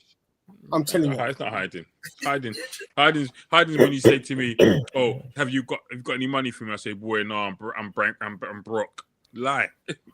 You're not broke. You got 20 grand in the pocket. No, I don't agree. You're a tourist, so there's nothing I can say to change your mind. So Julie, he goes on to say, "That's why I didn't tell her. She only wanted him for his money, and the fact whoever says they'd kick him to the curb only confirms this. Flip the script. If she won and didn't come and didn't." If she won and didn't home anything, or I don't know what that means, no one would hardly say anything other than, "Oh, it's her money," and she could do what she pleases. But when it's a man, is like some of y'all, the disgruntled ones, feel like you should have ownership. All right, so Davina entered the chat. So this is where it gets interesting. Let me see what you said, Davina, because I know that you would pick this up. They were together for 5 years. He just won that amount for years in. Hang on. He just won that amount 4 years in, and she only found out about it 5 years into the relationship. Pray tell, how was she only with him for the money? In her mind, he was 5 years broke. It's true though. If she was after the money, he wasn't the one, my friend. I really think you need to read that again. It's true, because if they've been broke she's not with him for just the money. It's true. What do you not think? As Davina said, she showed her loyalty towards him when he had nothing, and she was thinking that they were riding the storm together. Evidently, they weren't. So, what does that say? If she was only after him for his money, she wouldn't have been there in the beginning. Yeah, true. She's broke too. Junior Bogle says to Davina. She's broke too, and if you want to leave him, me, or whoever, because I didn't want to give you any money, he won, then galang. And you know what, as well, it's not even the fact that he didn't give her any money. The point is, for me, if it's my situation, I'm not going to be angry because you didn't say to me, "Babe, here's a couple of grand and try and pay some of your debts." It's the fact that you hid it from me, and our relationships is about trust. We're supposed to be about trust. It's not hiding the parody if you didn't know about it. The gospel according to Gary. Yeah. Right, no, it's true. Girl, you know it's true. It's not true. So Junior goes on. It's not true. Junior goes on to say, Davina Corbett, I've actually been in that scenario twice. I didn't win no money, but I had money back then and rescued them many times financially, was given one an allowance each month similar to what she was earning monthly, and wanted and had the audacity to want more. I asked her what planet she dropped from. The woman became my 911 and worse. Moving on about 8 years later, and last relationship I had, again, I felt no way to look after my partner, also flying out together 3 to 5 times every year. Then came the pandemic and mash up everything and literally shut down my business. Long story cut short, would I do it again or share a windfall? Not her backside. I'm dead serious, my sister. You're fine, you want money, your debt is not my debt, and vice versa. Same way, if I'm in a relationship with you, you're not obliged nor owe me anything financially. So if that was the case and you kept that secret, I would be mad. Or be telling you off. He meant to say I wouldn't be. Bare foolishness, that is your money, not mine. That's what I said. Okay, all right, let me just change the scenario a slight bit. Yeah. So if I'm dating you, Tricia, and you're in debt, a lot of debt, and I'm not in debt, but a thing, and every year I get a bonus of 50 grand from my workplace. Right. So I get, it's the same thing, but you don't know I get a bonus. I just keep my bonus, and it's part of my wages. You don't ask me how much I get paid a month. We don't have that conversation. Is that keeping it secret? No, but you're not. I don't think you would not know after 5 years. You would know what your partner's on after 5 years, man. But is it not keep it secret? I'm not telling you what my bonus is. I get a bonus. Say after 5 years, the organisation gives me a bonus of 50 grand. Just say. Right. You get a bonus 50 grand. Then that's a windfall. And I've had to tell you, is that keeping it secret? That's my wages. I don't tell you. We don't talk about money, my wages. You don't need to agree. I think if you come into a big 50 grand bonus, the first person you will tell is the person you're in a relationship with. No, because you spend money like you buy a Hermes bag. No. You don't even need to say the money. You don't even need to say the amount. Just say I've got a good bonus this year. That's it. Minimum. I've got a big bonus. I'm saying something. Especially if not say something would be weird, I think. Yeah, it will be weird. I think so. Anyway, Davina said, Junior, I'm sorry you went through that, but this is why I suggested you read it again. She isn't asking him to pay her personal debts. They share a home together. They share responsibilities. Things were getting hard, and it was a financial struggle for both. His windfall could have helped ease the financial burden they both share as a couple. In the home they both share as a couple. I would more understand if they live separately, but I would presume that if the decision was made to live together, that it was seen as a partnership. Watching your partner struggle to help with their part keeping the home is not a partnership. They might as well just be like roommates then.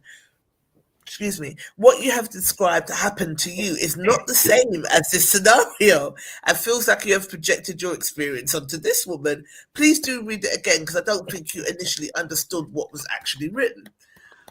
Junior, was your ex-girl light skin? No, she was dark. No, she was dark skin. That's the ones that want the money. I don't understand why we're having the light skin, dark skin conversation on it. I don't. Anyway, they go back and forth. Junior had a lot to say about it. We communicate with our partners just to shape the tone of the relationship. For some, sudden financial windfall would be enough to walk away without hesitation, like a bat out of hell. Many relationships endure. But anyway, they go on. I want to see what else. Cleopatra Simpson said, I would really have to reevaluate and discuss what the relationship means to each of us. There is a trust issue here. Even if he didn't share how much he won, I would have expected that he would have at least mentioned the win. Absolutely. The amount would not come into it. However, my concern would be that he failed to mention anything, especially if we have been side by side. Clearly, the only person who did the struggle was her. We would have to do the side-by-side thing again and say our goodbyes. I agree. Lisa said there's no we if he only takes care of he. Davina said 5 years is no little bit of time. We live together. They've both been struggling together. Bills piling up. Work together to overcome it. The money isn't the issue. It's how he prepared to let his partner of 5 years continue to struggle. He is of no obligation to share it, and myself wouldn't expect him to. But it ceases to be a partnership when one decides that what once hang on, when one decides that what once a you and me problem is now only a you problem. Oh, I get it. She isn't saying that he has to clear any of her own personal debts, but the load of bills and responsibilities they share in the home as a couple could have been made lighter, yet he chose to watch her stress, a person whom he's been in a relationship with for 5 years. They're going to agree to disagree. I'm not going to read that because Natty said, you left me struggling while you secretly fixed your own problems. Go by. Absolutely. I agree. So, yeah, we're split here on the panel as well as in the group. Some people agree with it, some people don't. I think also, as Davina said, some people brought their their own personal problems or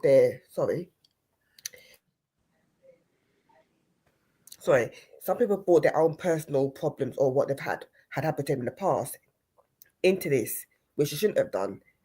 So instead of looking at the situation itself, okay, yeah, you've been burnt before, but the problem to come down to it is the word trust. There is no trust. It's not about no trust, says Roy in the comments live. We rush into things for 5 years and then the 6th problem starts. 7th, you get itchy feet. 8, you should know. You need 8 years to know if you're the right person or not, Roy. Sorry. I have not been with anyone for 8 years to make a decide if you want to be with me or not. You must be mad. You must say, what? Offense it. No. Yeah, but if the person says, okay, then you know if you want to be with me. If they said, I don't give it up after 8 years, he will change his mind. Right? You know, I'll get the pom-pom for 8 years. You're not going to stick around. No way. Do you know what I mean? He says, my opinion. Fair enough. Rosemary, good evening, Sugar. Healthy and honest relationships you will share. Yeah. And Gary goes on like he's a McScrooge when you're not. I didn't say I was a Scrooge. Exactly. But did you hear what I said though? I said I'll pay off my debts, and I would help you pay off. Help you pay yours. So once we've given the 20 grand, I paid mine, but I'm still helping you pay yours. So what's the problem? I'm just not paying off your debts before I'm paying off my debts. That's the issue with that. But I think from when you come together as one, and you move in together, but I'm paying your debts. No, I get that, but from when it's different.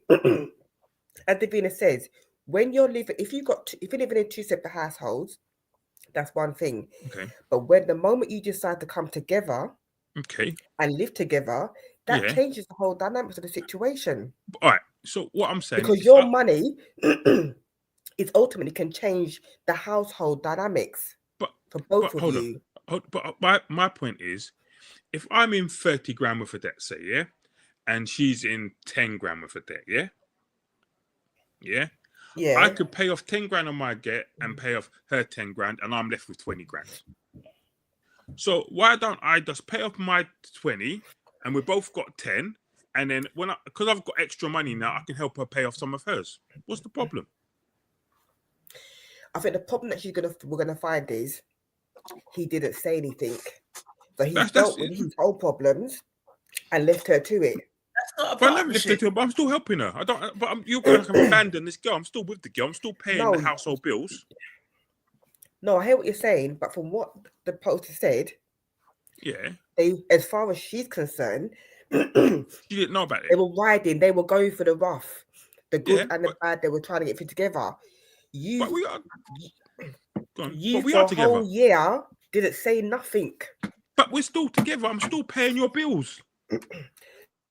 You're not paying the bill. You're getting halves. Yeah, that's what I'm saying. I'm still paying the bills. So what's the issue? I don't know. Someone Yeah. Sorry, Quint? She's frozen again. He's frozen, man. He's got that. What he's got that community. He's got that community Wi-Fi going on in his house. Yeah. It's spinning round now. Look, spinning round. No, Quincy. I've been in a relationship for 32 years. Not married. Watched many fail over 5 years. Okay. 32 years is a long time. So, but I couldn't wait 8 years to see if someone would want to be with me. Quincy. This message was wave your hand, Quincy. I don't know if it's me, but the internet. Originally, my internet was going on. Yeah, it is you. Yeah, community fiber. Huh? The community fiber is not working, man. Gary's being real bitchy to you today, and look at how Quincy's face is frozen. It's a proper side eye as well. It was it was the right face to freeze on, like side eye.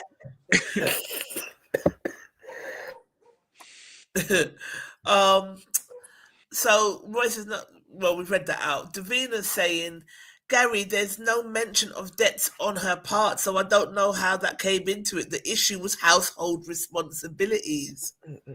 Yeah. So but the debt's saying he's paid 20 his debts off. So how are you struggling? If you're it's either one or two ways it's going. He's got 20 grand worth of debt and she's helping him pay it. Yeah. Or there's 20 grand worth of debt plus the debts that the house has got. He's paid off his half, and now he's paying the other. He's supporting it with the other ones. That's how I took it. But you lot may take it that you should split the money 10 grand, and everyone should pay off. I think if he's got his own individual debts, and then they've got debts together. Yeah. And they are a partnership, and they've been together for 5 years. Yeah. To just say, boy, let me just clear off my debts, and the partnership debts are still there. Where he could have made it easier for both of them. But I'm still struggling. So if I give you the money to pay, then I'm still struggling with my debts. And if we break up, she's going to be like, boy, that's your debt.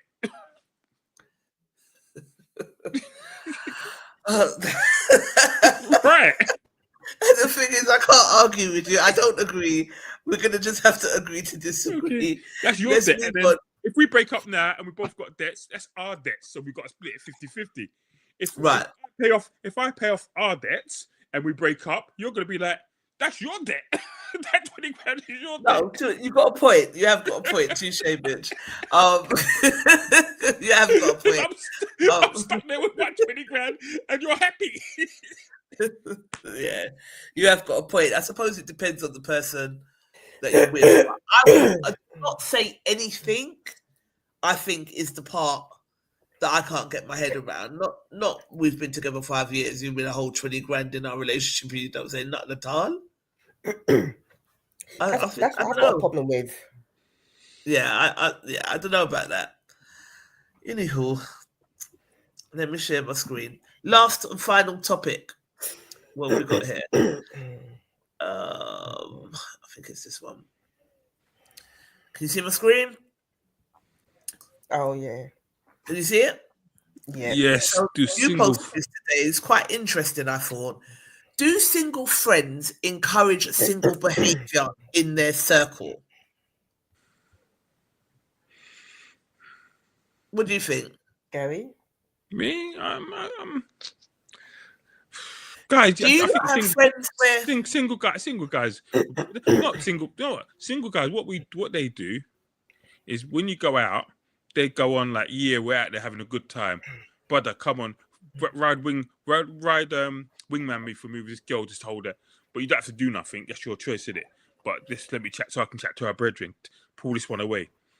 So maybe that's what you mean by single behaviour. But I don't necessarily feel. Yeah, so everyone wants their friend to be a wingman for them, or come this dance. She's got a brethren, and I don't want to. I want her to be out of it. So chat to her friend while I chat to her friend. Do you know what I mean?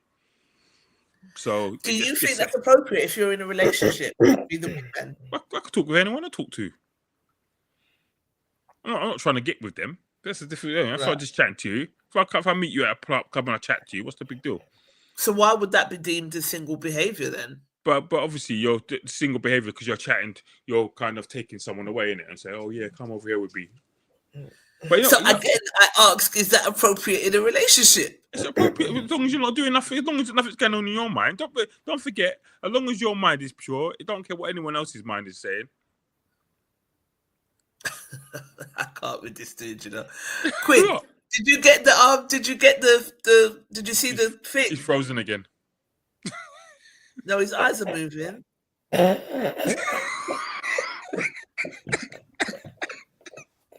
really want to hear what he's got to say as well. Bloody hell. No, he's not. He's frozen. His face. He's frozen. It's frozen. He's frozen. Yeah. What do you think, Sasha?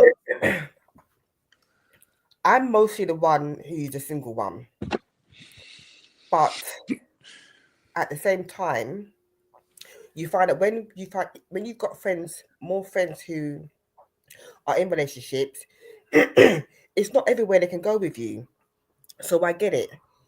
But because the boyfriend, but well, if not every weekend you're going to be out with your girlfriend. No, you can't be doing that. So you do have to pick a choose. But then there are some girlfriends who will be like, oh, well, what? Because you got a man that you don't want to be out with me. No, but the dynamics will change. When I'm single, I can do as I please. Now I'm in a relationship, I've got to be selective of what I do and where I go, just out of respect, you know. But if I'm out with my girlfriend and they see somebody, a guy that they like, and he's got a friend, I got no problem with talking to the friend. But I'm not going nowhere. It's just having conversation, kind of like keeping my friend company. But I would make it quite clear, I have got a boyfriend. I'm only here just to, you know what I mean, so that she can be cool and whatever not, and feel comfortable. Let's talk. Let's just, you know, have that conversation. Just have a free conversation. Shoot the breeze, as they say. But nothing's going to go any further. But I'm not enticing nobody, no relationship to be out with me everywhere because I know that it's not practical. Right. For me personally, I'm not going to be that person to be like, oh, doing things that I shouldn't be doing. No, I'm my own person. What is single behavior? Says Rosemary. That was a question asked in the comments as well. What would ask Roy? Ask Roy. Roy's been with someone for 32 years. That's what he was saying when he was like this on the screen. Yeah, it's if it cuts off again, I'm out. I don't know what's going on. Yeah. What would you say single behavior? I think single behavior is it says in the tin, really. I think that you don't think of consideration of your partner at home. You still move in a single-minded way. Right. I've been pulled for that. Like when I'm out, like I said, and I'm with the person, and like I walk in front sometimes because I forget that I'm with the person. I just walk because I'm so used to walking by myself. So when I'm with someone, it's like I'm here. Oh yeah. So you could be that person, or but yeah, your mannerisms, your whole body language, your inviting conversation. Is single kind of behavior. It's single behavior. Do you think that flirting? Yeah. Flirting and all that kind of stuff is single behavior. Both men and women. Actually, do you? Yeah. Yes. Do you guys think that people who are single in our circles encourage us to do things that they shouldn't be doing in relationships? No, we're all grown. I don't think there's a mutual respect for everybody on this panel. Anyway, I hope so, and your circle of friends. So I don't think that no one is going to be telling boy Gary, you know, listen, talk to so and so for me, yeah, because you know, long time while I move on, Darity. You know, we're not gonna. I've got respect for Gary to the point of like I'm not going to put him in that situation. Yeah, but it all depends on how. I mean, I've gone at my friends, and my friends said, "Oh, Jigs, just keep her friend company." You know what I mean? I only keep her friend company while I go and talk to her friend. It happens all the time. Or you know what I mean? Talk to the busted one for me while I chat to you. Not to the busted one. Outer. Yeah, talk to my friend while I go up to this car park. Yeah, all them talk there, I mean. Not to the car park. Quincy, you're disgusting, you know, and you're getting worse. Just you're gonna be like one of them old Bayesian men. Come here, let me see under your skirt. When I went to Quincy's getting worse. Oh no! I was when I used to get this girl called Donna years ago. Yeah. And she lived in Barbados for a little while, so I used to go and visit her. And she had a Donna from Essex. No, you don't know. And so she said she had quite a large bottom. And one time I was with her, and some Bayesian man said, I can't do that accent, but Quincy probably could translate it for me afterwards. He said to her something about, "Oh, you look like a lobster. It's all the meat in the back." I was standing beside him like, "Brother, are you talking to the girl?" Oh he said that to you. He said it to her, but I was standing beside her. Like lobster. Looks like a lobster with all the meat in the back. What, you said it while you was there? Yeah, standing there. Some Bayesian guy. What did you say? Huh? What did you say? I looked at him and was like, what? And I think I just grabbed it. You know what? I can't take them things. I think I just grabbed it and kept walking. I think I just grabbed it. I can't take them things, man. That's disrespect. I feel violated. Even if she was my friend, don't feel comfortable that you could talk to the girl in front of me like I'm some kind of dickhead. Now I'm saying something. Yeah. And I'll come back even more bad. You're like, kiss your ass. Right. Rosemary says, I've been out and been the single one, and the other girls are not. And let me tell you, the behavior was what I would not take part in. So I think it's down to the individual, and still full of joy. And I still full of joy. Right. So yeah, I know some of my married friends are outside more than me. But let's see what I know Bravado Massive said before we wrap up, because we have got 6 minutes before close. So let's have a quick look and see what they had to say.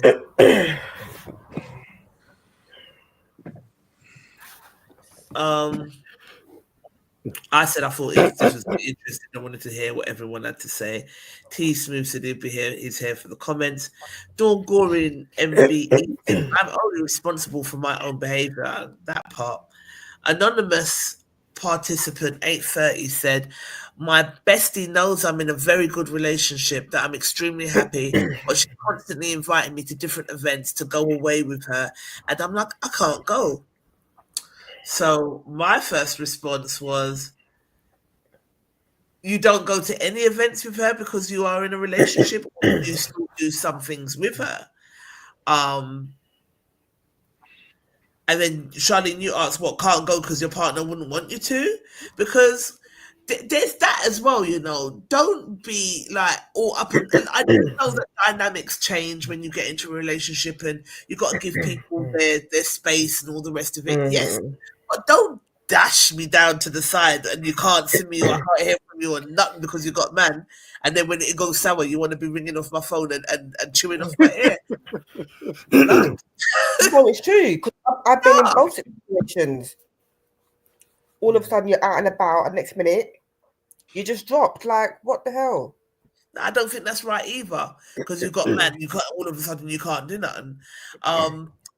Charlie said, I am my own woman. Nobody can't encourage or sway me to do something I don't want to do. Anonymous participant came back and said, I do some things with her, but I know my girl, if she could lead me astray, she would. But I love the man. I'm with too much for her to do that. But if she could, she would. I definitely need her to find. Yeah, but that person saying that means you haven't got a mind of your own. As a grown person, how is it that it's so easy for you to allow somebody to stray you to do things that you don't want to do? Right. Listen, that means deep down, he's smashing to me. This way ain't game.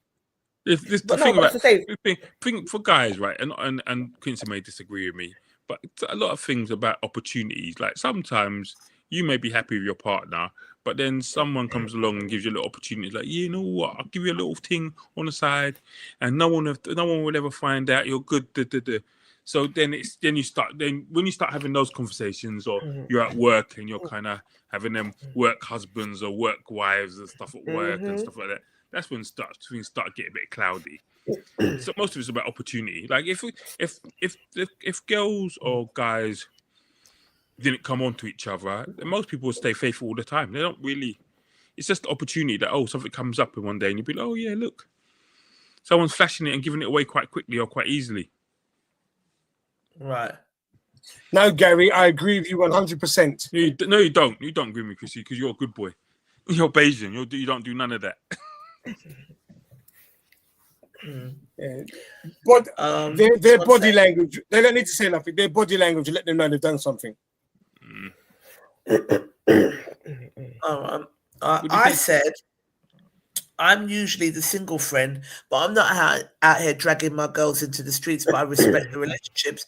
But if your man's moving mad, I'm absolutely the one to ask what's actually wrong with being single until you find the right man. Being single isn't a disease. Sometimes it's just peace. Because I feel like singledom is not bad either. Do you know what I mean?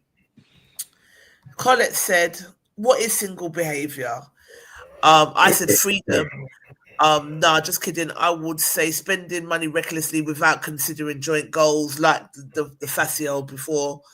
That what 20 do you know what I mean? Making big decisions, moving jobs, etc., without discussing it, acting like you're independent instead of part of a team, keeping your relationship off social media while acting single online, out all the time doing before they bust.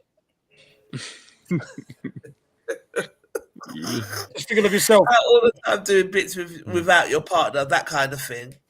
But you know what? I don't think I've ever done this.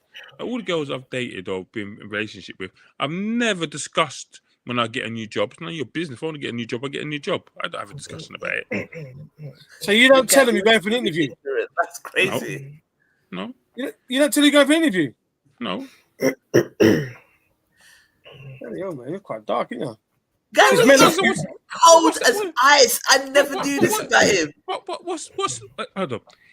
I remember me and one of my partners had a big argument about this. Because I said, and she disagreed with me, I said, if I was ill, I wouldn't I wouldn't tell you. And you would, but what can you do? You can't help me. No, but she can aid you. She can nurse you.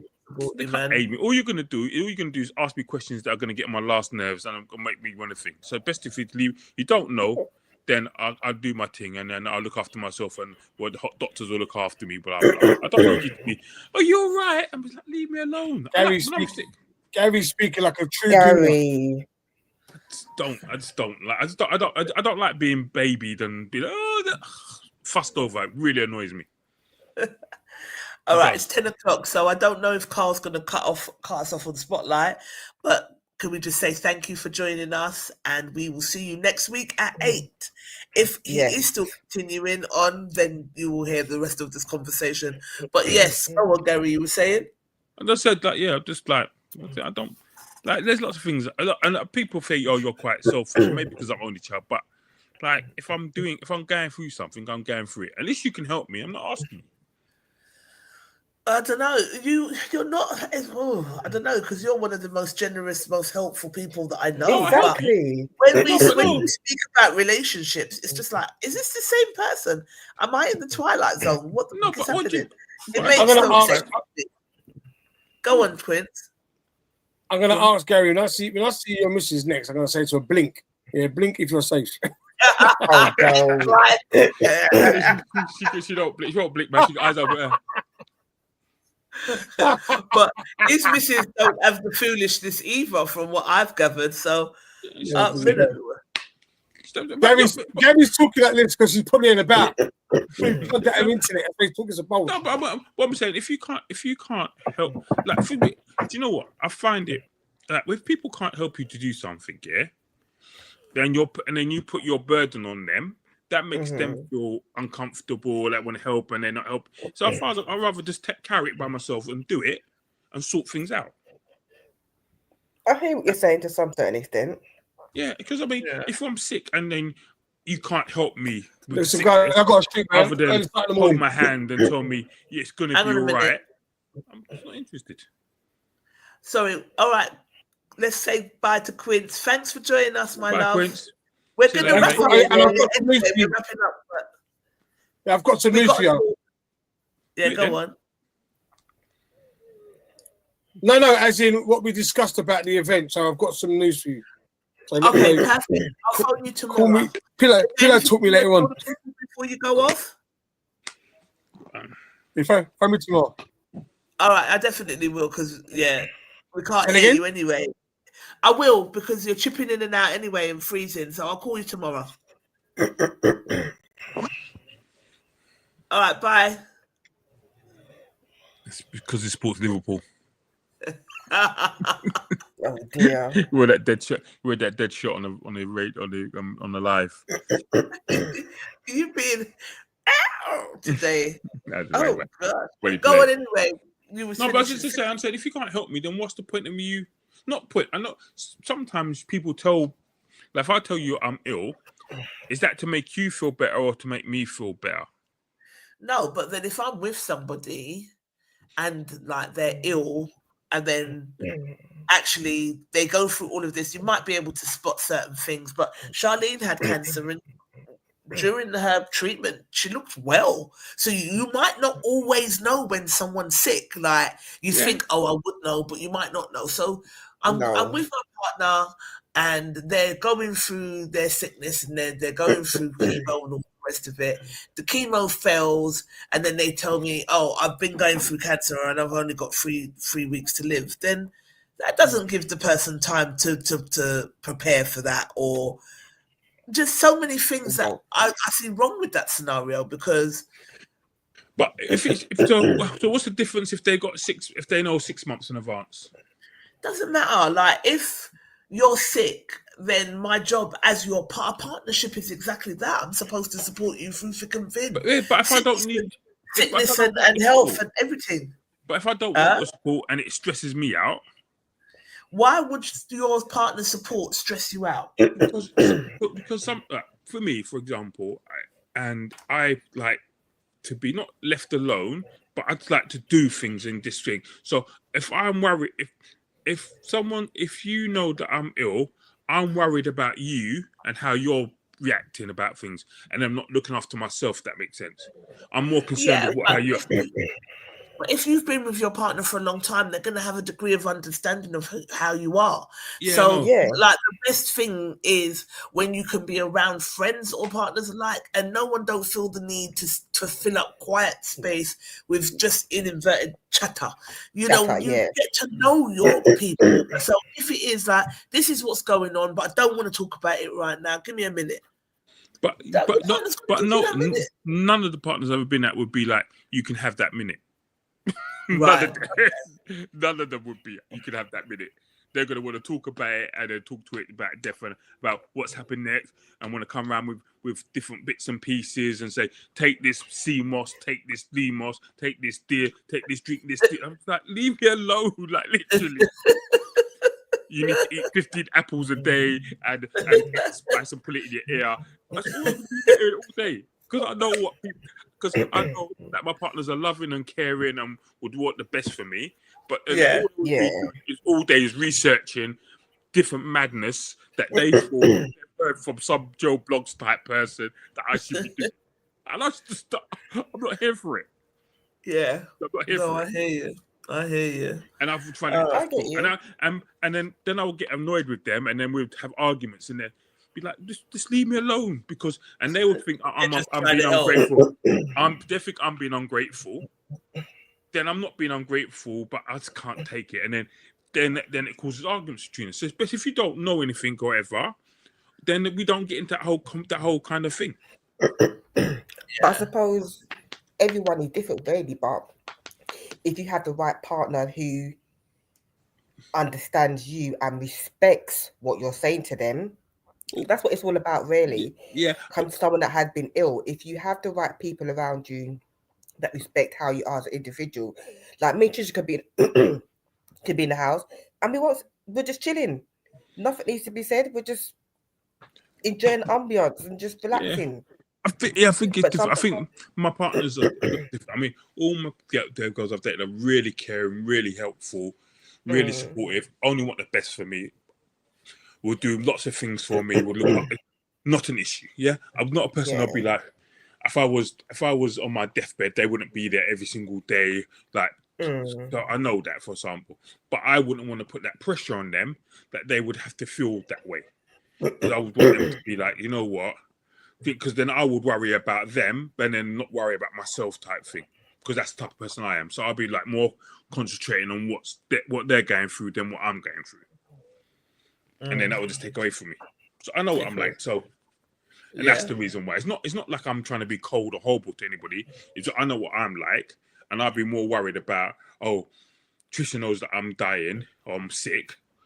So how you doing, Trisha? You all right? Oh, don't worry about it. I'll be around for a little while. I'll be trying to reassure you. Yeah, then it becomes you. Yeah. Yeah. Instead of me. I get it. I'm not sure I agree 100%, but I do get it. Yeah. Yeah, I do get it. What else did they say? Came to inquire too. They're asking what single behavior. Doing what you want when you want. Some of my friends in relationships are outside way more than me, laughing out loud. So this question is quite presumptuous. Absolutely. Colette said, it's all nonsense to me. This single and single that, as if single women weren't in a relationship before that woman in relationships have been single. But TATQ, I don't know what that means. I advise all my friends to act accordingly in every situation, and I will say this: whether I'm single or not, I think because I advise my friends in relationships more harshly, because I don't think being single is nice, and protect them more because I don't want them to become single, because essentially I don't want them to become single, if that makes sense. Yeah. Being around single friends can remind some of the perks of independence. No checking in, no compromises, which can tempt someone in a relationship to lean towards that energy, so I've been told. He says with eyes. Colette answered that. Kanika, hang on, what did she say? So I've been told. Defo with men, they love to look at the benefits of singledom, but not the detriment that occur whilst being single. Yeah, absolutely. Kanika said, in my group, I'd 1,000% so no. Say no, probably. Yeah. None of us encourage that behavior. So if someone was in a relationship and started single went out, straight up holding them accountable. Melinda Gardner said, not necessarily, it depends on the person and their intentions towards their friends, relationships, or lack thereof. Hang on. No, they do not. Otherwise, they're but friends. Carton says, Brianna, hang on. Brianna says, no, they do not. Otherwise, they're not friends, I guess is what she's saying. Carlton Lewis says, can do, but everyone is responsible for their own actions. I've been around single people doing coke, but I would never touch that. So, Right. yeah, fair enough. Absolutely do. Says Anderson Dassey. And Gracie Mensah said, girl, single or not, remember this, as my mum said, men come and go, but you see your real girlfriends, sisterins, they will always be there. Until they're still your man. Let's face it, people be in your house drinking your wine and then sleeping with your husband. It just is what it is. It happens. It really does. I can't even. I was actually out one night with a friend. This is years ago, and her partner knew where we was going. He walked straight into her, scrubbing down the man. Not 2 step, and I couldn't even, I couldn't even tap her. There was no way for me to tap her or. So you just look like a guilty accomplice as well. I had it all over my face. I was just like, I can't even help you, sister.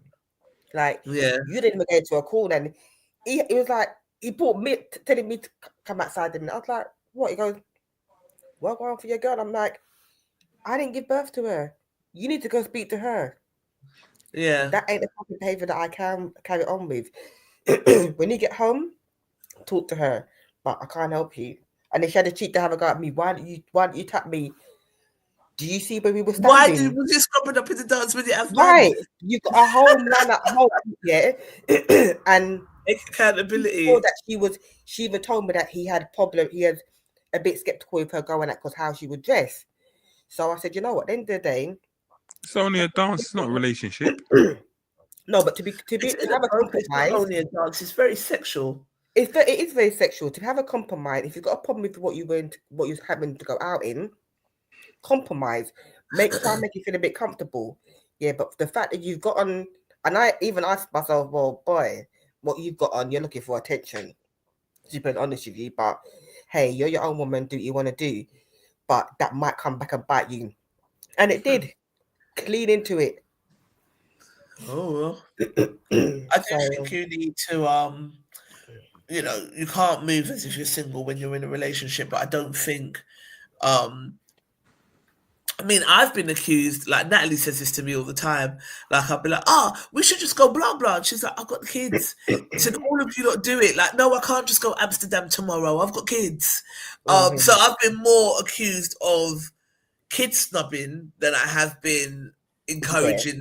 Yeah. I've been more, because it's like I forget, like, yeah, man, we should just, this weekend, let's just go and do. Like, no, not if you've got kids. You can't just do that. But because I don't have them, I don't think about them. Do you know what I mean? So yeah, that's that. But before we go, I want to show you guys our flyer. We're going to put the information out tomorrow. But we have an event coming up at Compressor House in the Royal Docks. Hang on, window. Here we go, this one. Can you see it? Hold on. Yep. All right. So Black Excellence are going to be having a networking event. So it's going to be like a mini pop-up, but a networking event with guest speakers. Quincy's, I wanted to talk about it whilst he was on, he had gone off. But Quincy's going to be down there. He's going to be bringing some guest speakers and we're going to be lining up some. And it's going to be a real opportunity to have some networking, to see what gems you can put into your business. It's going to be in conjunction with the Royal Docks Fest. So we're calling it Black Excellence at the Dock. It's on the Royal Docks. It's in Compressor House. And there is going to be a Royal Docks Festival running simultaneously in the area. So we're expecting that it should be a nice event. But it's a pop-up networking social event for Black-owned businesses in conjunction with the Royal Docks Originals Festival. That's on the 25th, and stalls and tickets that you can book for free, because it's free entry as always, will be live tomorrow. So stay tuned for that. Just say, you should talk to Carl on Spotlight and see if we can broadcast live from it. Yeah, I know. I kind of mentioned it last week that I want him to kind of said, yes, we'll try and get Spotlight down there, and I hadn't spoken to him about it. So I'm going to talk to him about it tomorrow, because he did ask me some information. Him and Peter should come down and do it. They do it quite a lot. They did Soul Mamas last week, and they did some other thing. They did Black Hair and Beauty. They do quite a lot so get them to come down.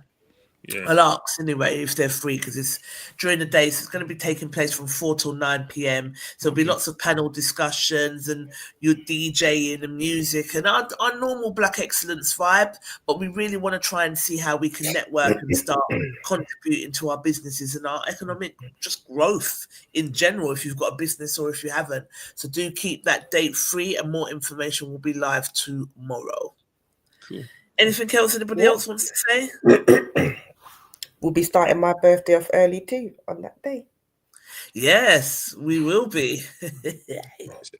The birthday to Rollins will be starting. But yeah, I'm looking forward to it. It's going to be a good one. Definitely. Have to go to work the day after your birthday, though. You can still party. Music will still be there. Have to go to work. But yeah. With that said, it's 16 minutes past, and I'm trying to stick to the 2 hours, seeing as we're doing this weekly. So, with that said, thank you for joining me and for always having my back. Much love to you both. Cool. Peace out. Yeah, and I'll call you both tomorrow anyway. All right, cool. All right, cool. Adios. All right. Yes. Adios. Right, good night. Gary's gone. Don't say bye. Don't say bye. And he's even managed to do it after how you cut off people on the. It's hilarious. I think it's I forgot that word. You don't say. You don't say bye. If you say bye, then he's gone. But yeah, I love him. Catch you later. Yeah, good night, no bravado. Right, Thanks for joining us, guys.